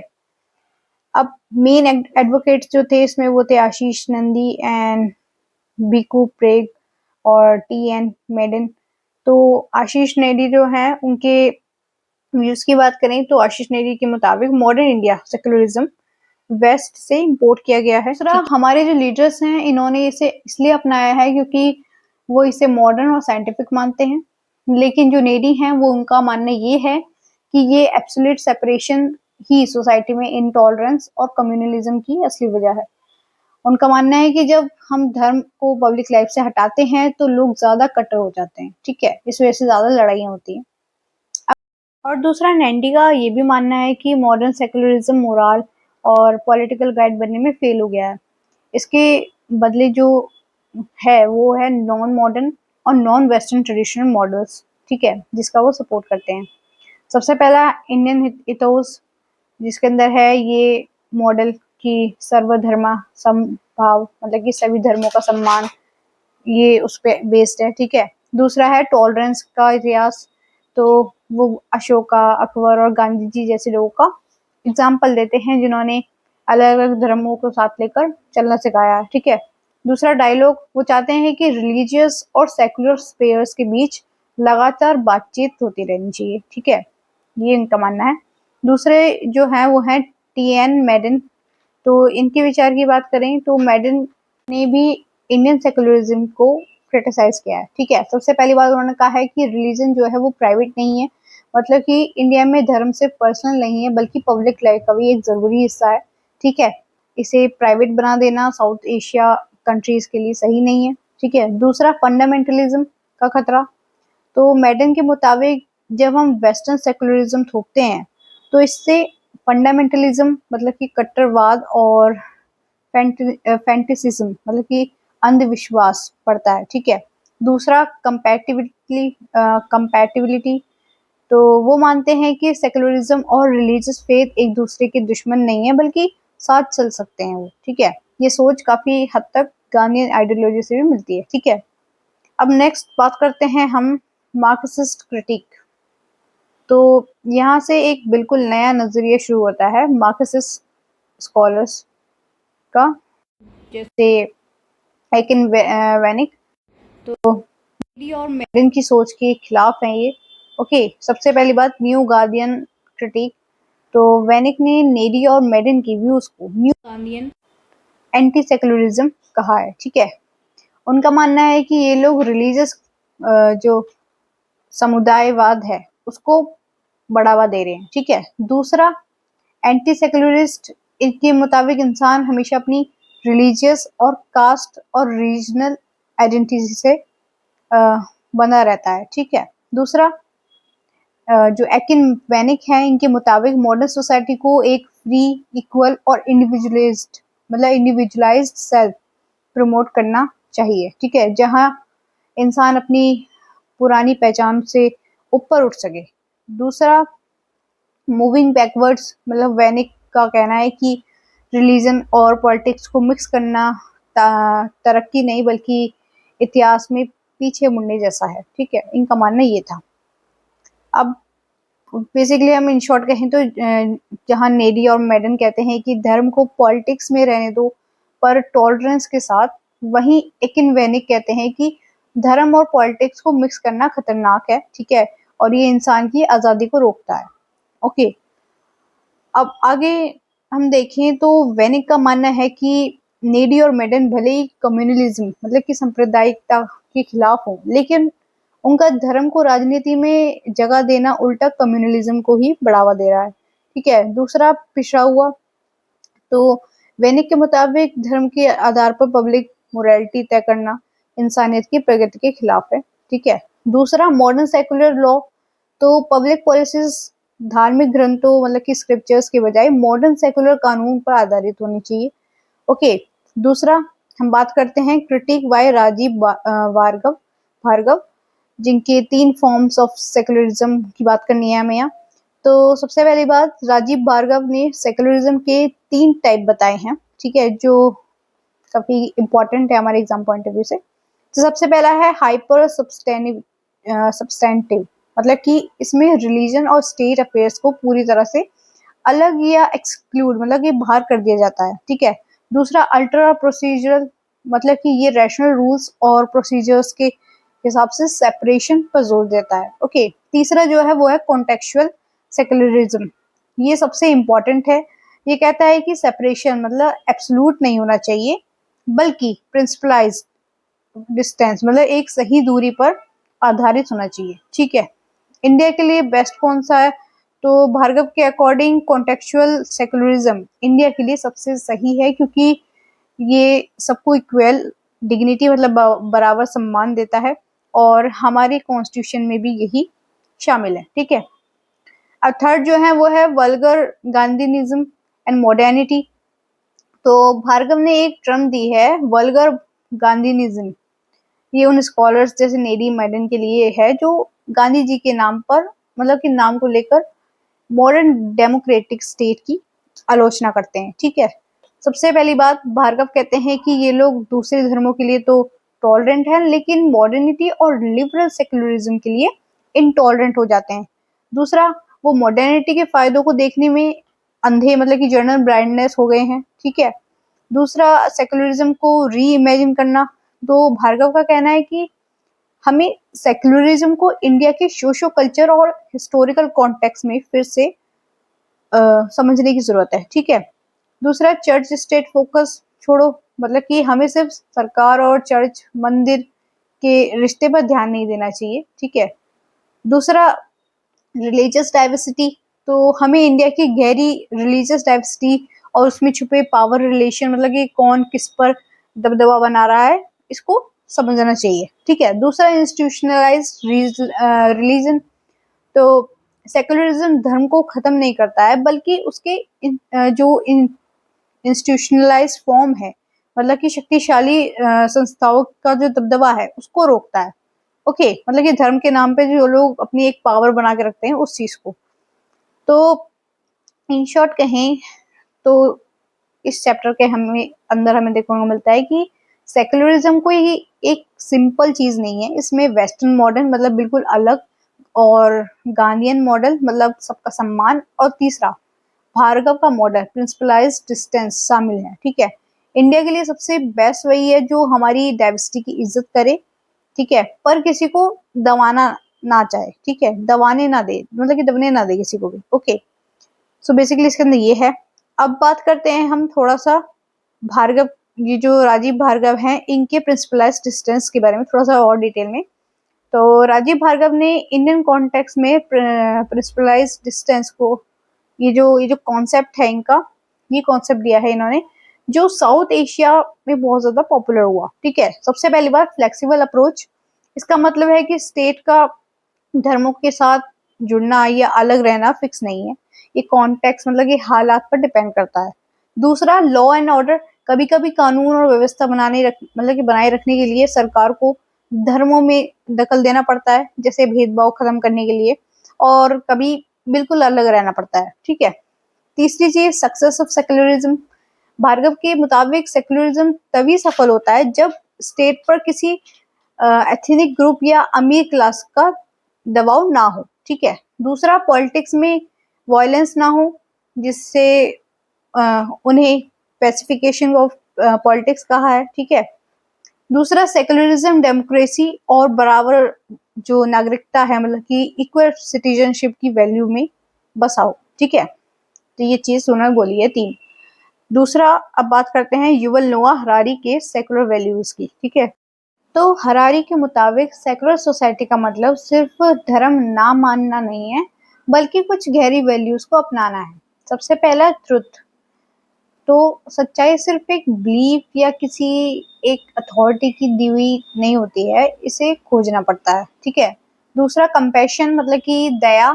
तो दूसरों के दुख को समझना और उसे कम करने की कोशिश करना हमारी दया की, मतलब कि हमारी दया ही हमें बराबरी की तरफ ले जाती है, ठीक है। दूसरी, फ्रीडम, सोचने, एक्सपेरिमेंट करने और इन्वेस्टिगेशन करने की आज़ादी, ताकि हम सच तक पहुंच सके, ठीक है। और उसके बाद दूसरा जो है वो है करेज, मतलब कि हिम्मत, गलत और ऑपरेसिव मतलब जुल्मी सिस्टम के खिलाफ लड़ने की हिम्मत और अपनी गलती मानने की हिम्मत होनी चाहिए, ठीक है। उसके बाद है रिस्पॉन्सिबिलिटी, मतलब जिम्मेदारी, ये मानना कि कोई डिवाइन पावर मतलब भगवान अगर हमारी प्रॉब्लम सॉल्व नहीं करेंगे, ठीक है, हमें खुद अपनी और दुनिया की जिम्मेदारी लेनी होगी, ये चीज रिस्पॉन्सिबिलिटी हमें समझनी चाहिए। ओके, तो इसके बाद हम देखते हैं जो नेक्स्ट है वो है कुछ और स्कॉलर्स, जिसमें डी स्मिथ और मार्क ग्लेंटर एंड अखिल विलग्रमी हैं, ठीक है। इनके अलग अलग पर्सपेक्टिव्स को समझते हैं। तो सबसे पहले डी स्मिथ के बारे में देख लेते हैं, सेकुलर स्टेट के तीन आधार। जो डी स्मिथ का मानना है कि एक सेकुलर स्टेट तीन मेन चीजों पर टिका होता है। सबसे पहला, रिलीजियस लिबर्टी।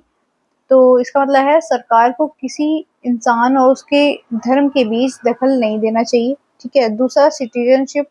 हर इंसान को सिर्फ एक सिटीजन मानना चाहिए। इसका मतलब है कि स्टेट और सिटीजन के रिश्ते में धर्म बीच में नहीं आना चाहिए। दूसरा, स्टेट न्यूट्रलिटी, ठीक है, न्यूट्रलिटी, सॉरी। सरकार को अपनी पॉलिसीज बनाते वक्त न्यूट्रल रहना चाहिए, ठीक है, ना किसी धर्म का फेवर करे ना किसी का नुकसान। तो स्मिथ का इंडिया पर व्यू की बात करें तो उनका मानना था कि हिंदुइज्म में सेक्युलरिज्म के फीचर्स हैं, ठीक है, इसलिए इंडिया के एक सफल डेमोक्रेसी बन सकता है, ठीक है। दूसरा, जो कास्ट सिस्टम और कम्युनिटी लॉयल्टीज हैं, मतलब अपने समुदाय के प्रति जो वफादारी है, इस रास्ते में सबसे बड़ी रुकावट है ये, ठीक है। अब दूसरे हैं हमारे मार्क ग्लेंटर, स्मिथ की क्रिटिक करते हैं ये। तो मार्क जो हैं वो डी स्मिथ की बात से पूरी तरह से सहमत नहीं है। उनका कहना है कि कॉम्प्रोमाइज इंडिया स्टेट ने अपने सेकुलर उसूलों के साथ कहीं ना कहीं समझौता किया है, ठीक है। एग्जाम्पल, सरकार रिलीजियस स्कूल को सब्सिडी देती है या कभी कभी किसी एक धर्म मतलब जैसे हिंदुइज्म को प्रमोट करती है, ठीक है। दूसरा, डिबेट्स, तो ग्लेंटर के मुताबिक ये समझौता कॉन्स्टिट्यूट असेंबली के डिबेट्स में भी दिखता है जहां इन मुद्दों पर बहस हुई है, ठीक है। दूसरा, रिलीजियस लिबर्टी, मतलब कि क्या माइनॉरिटीज को अपने अलग राइट्स मिलने चाहिए। दूसरा, फिर सिटीजनशिप, क्या यूनिफॉर्म सिविल कोड मतलब सबके लिए एक कानून होना चाहिए। दूसरा कि क्या सरकार को धार्मिक स्कूल को इंस्ट्रक्शन देनी चाहिए, ठीक है। तो ये उन्होंने बोला। अब नेक्स्ट जो है वो है अखिल बिलगर्मी। तो इनका कहना क्या है वो देखते हैं। तो बिलगर्मी सेकुलरिज्म को थोड़ा अलग तरीके से देखते हैं। इनका पॉलिटिकल कॉन्टेक्स्ट की बात करें तो उनके लिए सेकुलरिज्म हर वक्त जरूरी नहीं होता है, बल्कि ये तब पैदा होता है जब सोसाइटी में मेजोरिटीज्म मतलब कि बहुसंख्यक या दबदबा का खतरा हो, ठीक है। दूसरा, नॉट नेसेसरली मॉडर्निस्ट, मतलब ये जरूरी नहीं है कि सेकुलरिज्म हमेशा मॉडर्न सोच से ही आए, ये पुराने हालात से भी निकल सकता है। उसके बाद सेकुलर पर्सन वर्सेस सेकुलरिज्म। बिलगर्मी के मुताबिक एक इंसान अपनी रिलीजियस आइडेंटिटी रख कर भी सेकुलर रह सकता है, ठीक है। सेकुलरिज्म सिर्फ एक पॉलिटिकल कॉन्सेप्ट है जो धर्मों के बीच बराबर दूरी बनाए रखता है इनके अकॉर्डिंग, ठीक है। तो ये इन सब के पर्सपेक्टिव हमने देखे। अब जो नेक्स्ट टॉपिक है वो है डिफरेंस बिटवीन पंथ निरपेक्षता एंड धर्म निरपेक्षता। तो अभी इन दोनों के बीच के डिफरेंस की बात कर लेते हैं। मेनली इन ये जो शब्द हैं इनको अक्सर एक ही माना जाता है, लेकिन इनका कॉन्टेक्स्ट जो है वो थोड़ा अलग है। सबसे पहली बात, धर्मनिरपेक्षता। तो ये शब्द स्टेट न्यूट्रलिटी पर जोर देता है, ठीक है। प्रिंसिपल्स इसके ये हैं कि सरकार किसी भी एक धर्म को प्रिविलेज या फेवर नहीं करेगी। गोल क्या है इसका? पॉलिटिक्स और रिलीजन को अलग रखना ताकि स्टेट की पॉलिसीज धर्म से प्रभावित ना हो, ठीक है। दूसरा, इक्वालिटी। तो सभी सिटीजन्स के साथ बराबर बर्ताव करना, चाहे उनका बैकग्राउंड जो भी हो। ये काफी हद तक सर्वधर्मा संभाव मतलब कि सभी धर्मों का बराबर सम्मान के लिए के करीब है, ठीक है। दूसरा, पंथ निरपेक्षता की बात करें तो ये इम्पार्शियल ट्रीटमेंट ऑफ सेक्ट्स है, मतलब कि ये जो शब्द है ये सेक्ट्स मतलब पंथ और कम्युनिटीज के प्रति इम्पार्शियलिटी मतलब निष्पक्षता की बात करता है। प्रिंसिपल्स की बात करें तो सोसाइटी में जो अलग अलग रिलीजियस ग्रुप्स और सेक्ट्स हैं उन सबके साथ एक जैसा बर्ताव होना चाहिए। दूसरा, गोल जो है वो इसका ये है कि ये इंश्योर करना कि किसी भी कम्युनिटी के साथ उनकी फेथ के आधार पर भेदभाव ना हो, ठीक है। दूसरा, कॉन्टेक्स्ट, ये ज्यादातर माइनॉरिटी राइट्स और अफर्मेटिव एक्शंस मतलब रिजर्वेशन या स्पेशल प्रोटेक्शन की चर्चा में यूज होता है ताकि इतिहास में हुई जो नाइंसाफी है उसको ठीक किया जा सके। ओके, तो ये इन दोनों के बीच का फर्क है। बेसिकली इन दोनों के बीच में अगर हम एक क्विक रिवीजन करें कि इनका जो डिफरेंस है वो ये है कि मेन फोकस स्टेट न्यूट्रलिटी, सरकार की निरपेक्षता और इम्पार्शियल टुवर्ड्स सेक्ट्स मतलब कि समुदायों के प्रति निष्पक्षता, ठीक है। रिलेशन क्या है? सर्वधर्मा संभाव के करीब है, माइनॉरिटी राइट्स और डाइवर्सिटी से जुड़ा, ठीक है। ऑब्जेक्टिव क्या है? रिलीजन फ्री स्टेट पॉलिसीज और दूसरा protection of all religious communities. तो बेसिकली इसके डिफरेंस के बारे में हमने जान लिया है। और नेक्स्ट जो टॉपिक है वो है हमारा landmark events on Indian secularism. ये हमारा लास्ट टॉपिक है चैप्टर का, इसके बाद हमारा चैप्टर कंप्लीट हो जाएगा। तो इसके अंदर सबसे पहला जो इवेंट है वो है शाह बन्नो केस 1985। इसकी स्टोरी की बात करें तो शाह बन्नो जो है वो एक मुस्लिम महिला थी जिन्हें उनके पति ने तलाक दे दिया था। उन्होंने मेंटेनेंस के लिए कोर्ट में केस किया, तो सुप्रीम कोर्ट ने उनके हक में फैसला सुनाया कि उन्हें सीआरपीसी सेक्शन 125 के तहत मेंटेनेंस मिलना चाहिए। अब कंट्रोवर्सी क्या हुई कि मुस्लिम कम्युनिटी के कुछ लोगों ने इसे अपने पर्सनल लॉ में दखल माना और बड़े प्रोटेस्ट किए। अब आउटकम क्या आया? प्रेशर में आकर पार्लियामेंट ने एक नया कानून पास किया जिसने सुप्रीम कोर्ट के फैसले को पलट दिया। ठीक है, इससे सेकुलरिज्म पर एक बड़ा सवाल माना जाता है। दूसरा, बाबरी मस्जिद केस। तो इसकी हिस्ट्री की बात की तो करी जाए तो माना जाता है कि 1528 में मीर बाकी ने एक मंदिर तोड़कर मस्जिद बनाई थी। 1949 में वहां मूर्तियां रखी गई और मस्जिद को लॉक कर दिया गया। अब टर्न ऑफ इवेंट्स की बात करें तो 1986 में कोर्ट के ऑर्डर और सेंटर के सपोर्ट से मस्जिद के दरवाजे खोल दिए गए ताकि हिंदू लोग वहां पूजा कर सके। ठीक है, इस इवेंट ने देश की कम्युनल पॉलिटिक्स को पूरी तरह बदल दिया। अब इसके बाद जो तीसरा इवेंट है वो है 1984 का सिख रियोट, 2002 गुज्जर रियोट। तो कॉन्टेक्स्ट की बात करें तो पार्टीशन के बाद कम्युनल हिंसा मतलब कि वायलेंस कम हो गई थी, लेकिन 1980s के बाद ये फिर से बढ़ने लगी। इसका इम्पैक्ट क्या हुआ? 1984 के दंगे मतलब इंदिरा गांधी की मौत के बाद और 2002 के दंगे जो गोधरा इंसिडेंट के बाद कम्युनलिज्म के सबसे भयानक रूप थे। ठीक है, क्रिटिक इन दंगों में सरकार की जो कुछ ना करने ने भारत के सेकुलर जो कैरेक्टर है इस पे गहरी चोट पहुंचाई। ठीक है, और चौथा जो लैंडमार्क है वो है सबरीमाला प्रिडिक्ट जो कि है 2018 का।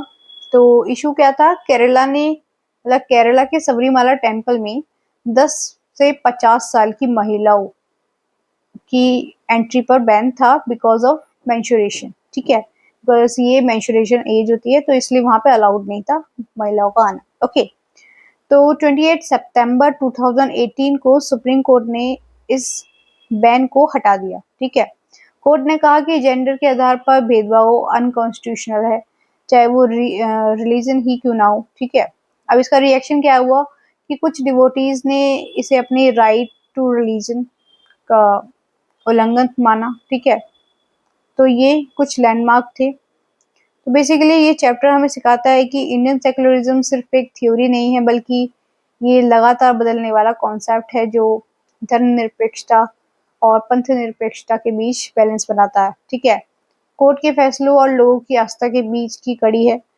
दूसरा, माइनॉरिटी राइट्स और जेंडर इक्वलिटी जैसे मुद्दों पर डिबेट करता रहता है। ठीक है, इसी टॉपिक के साथ ये चैप्टर भी कंप्लीट होता है। आई होप आपको समझ आ गया होगा। मैंने आपकी पूरी बुक कंप्लीट करा दी है, आपकी यूनिट 1 से लेके यूनिट 4 तक सारी करा दी हैं। अगर कहीं पे भी कोई दिक्कत है आप मुझसे कमेंट सेक्शन में पूछ सकते हैं, मैं आपको आंसर कर दूंगी।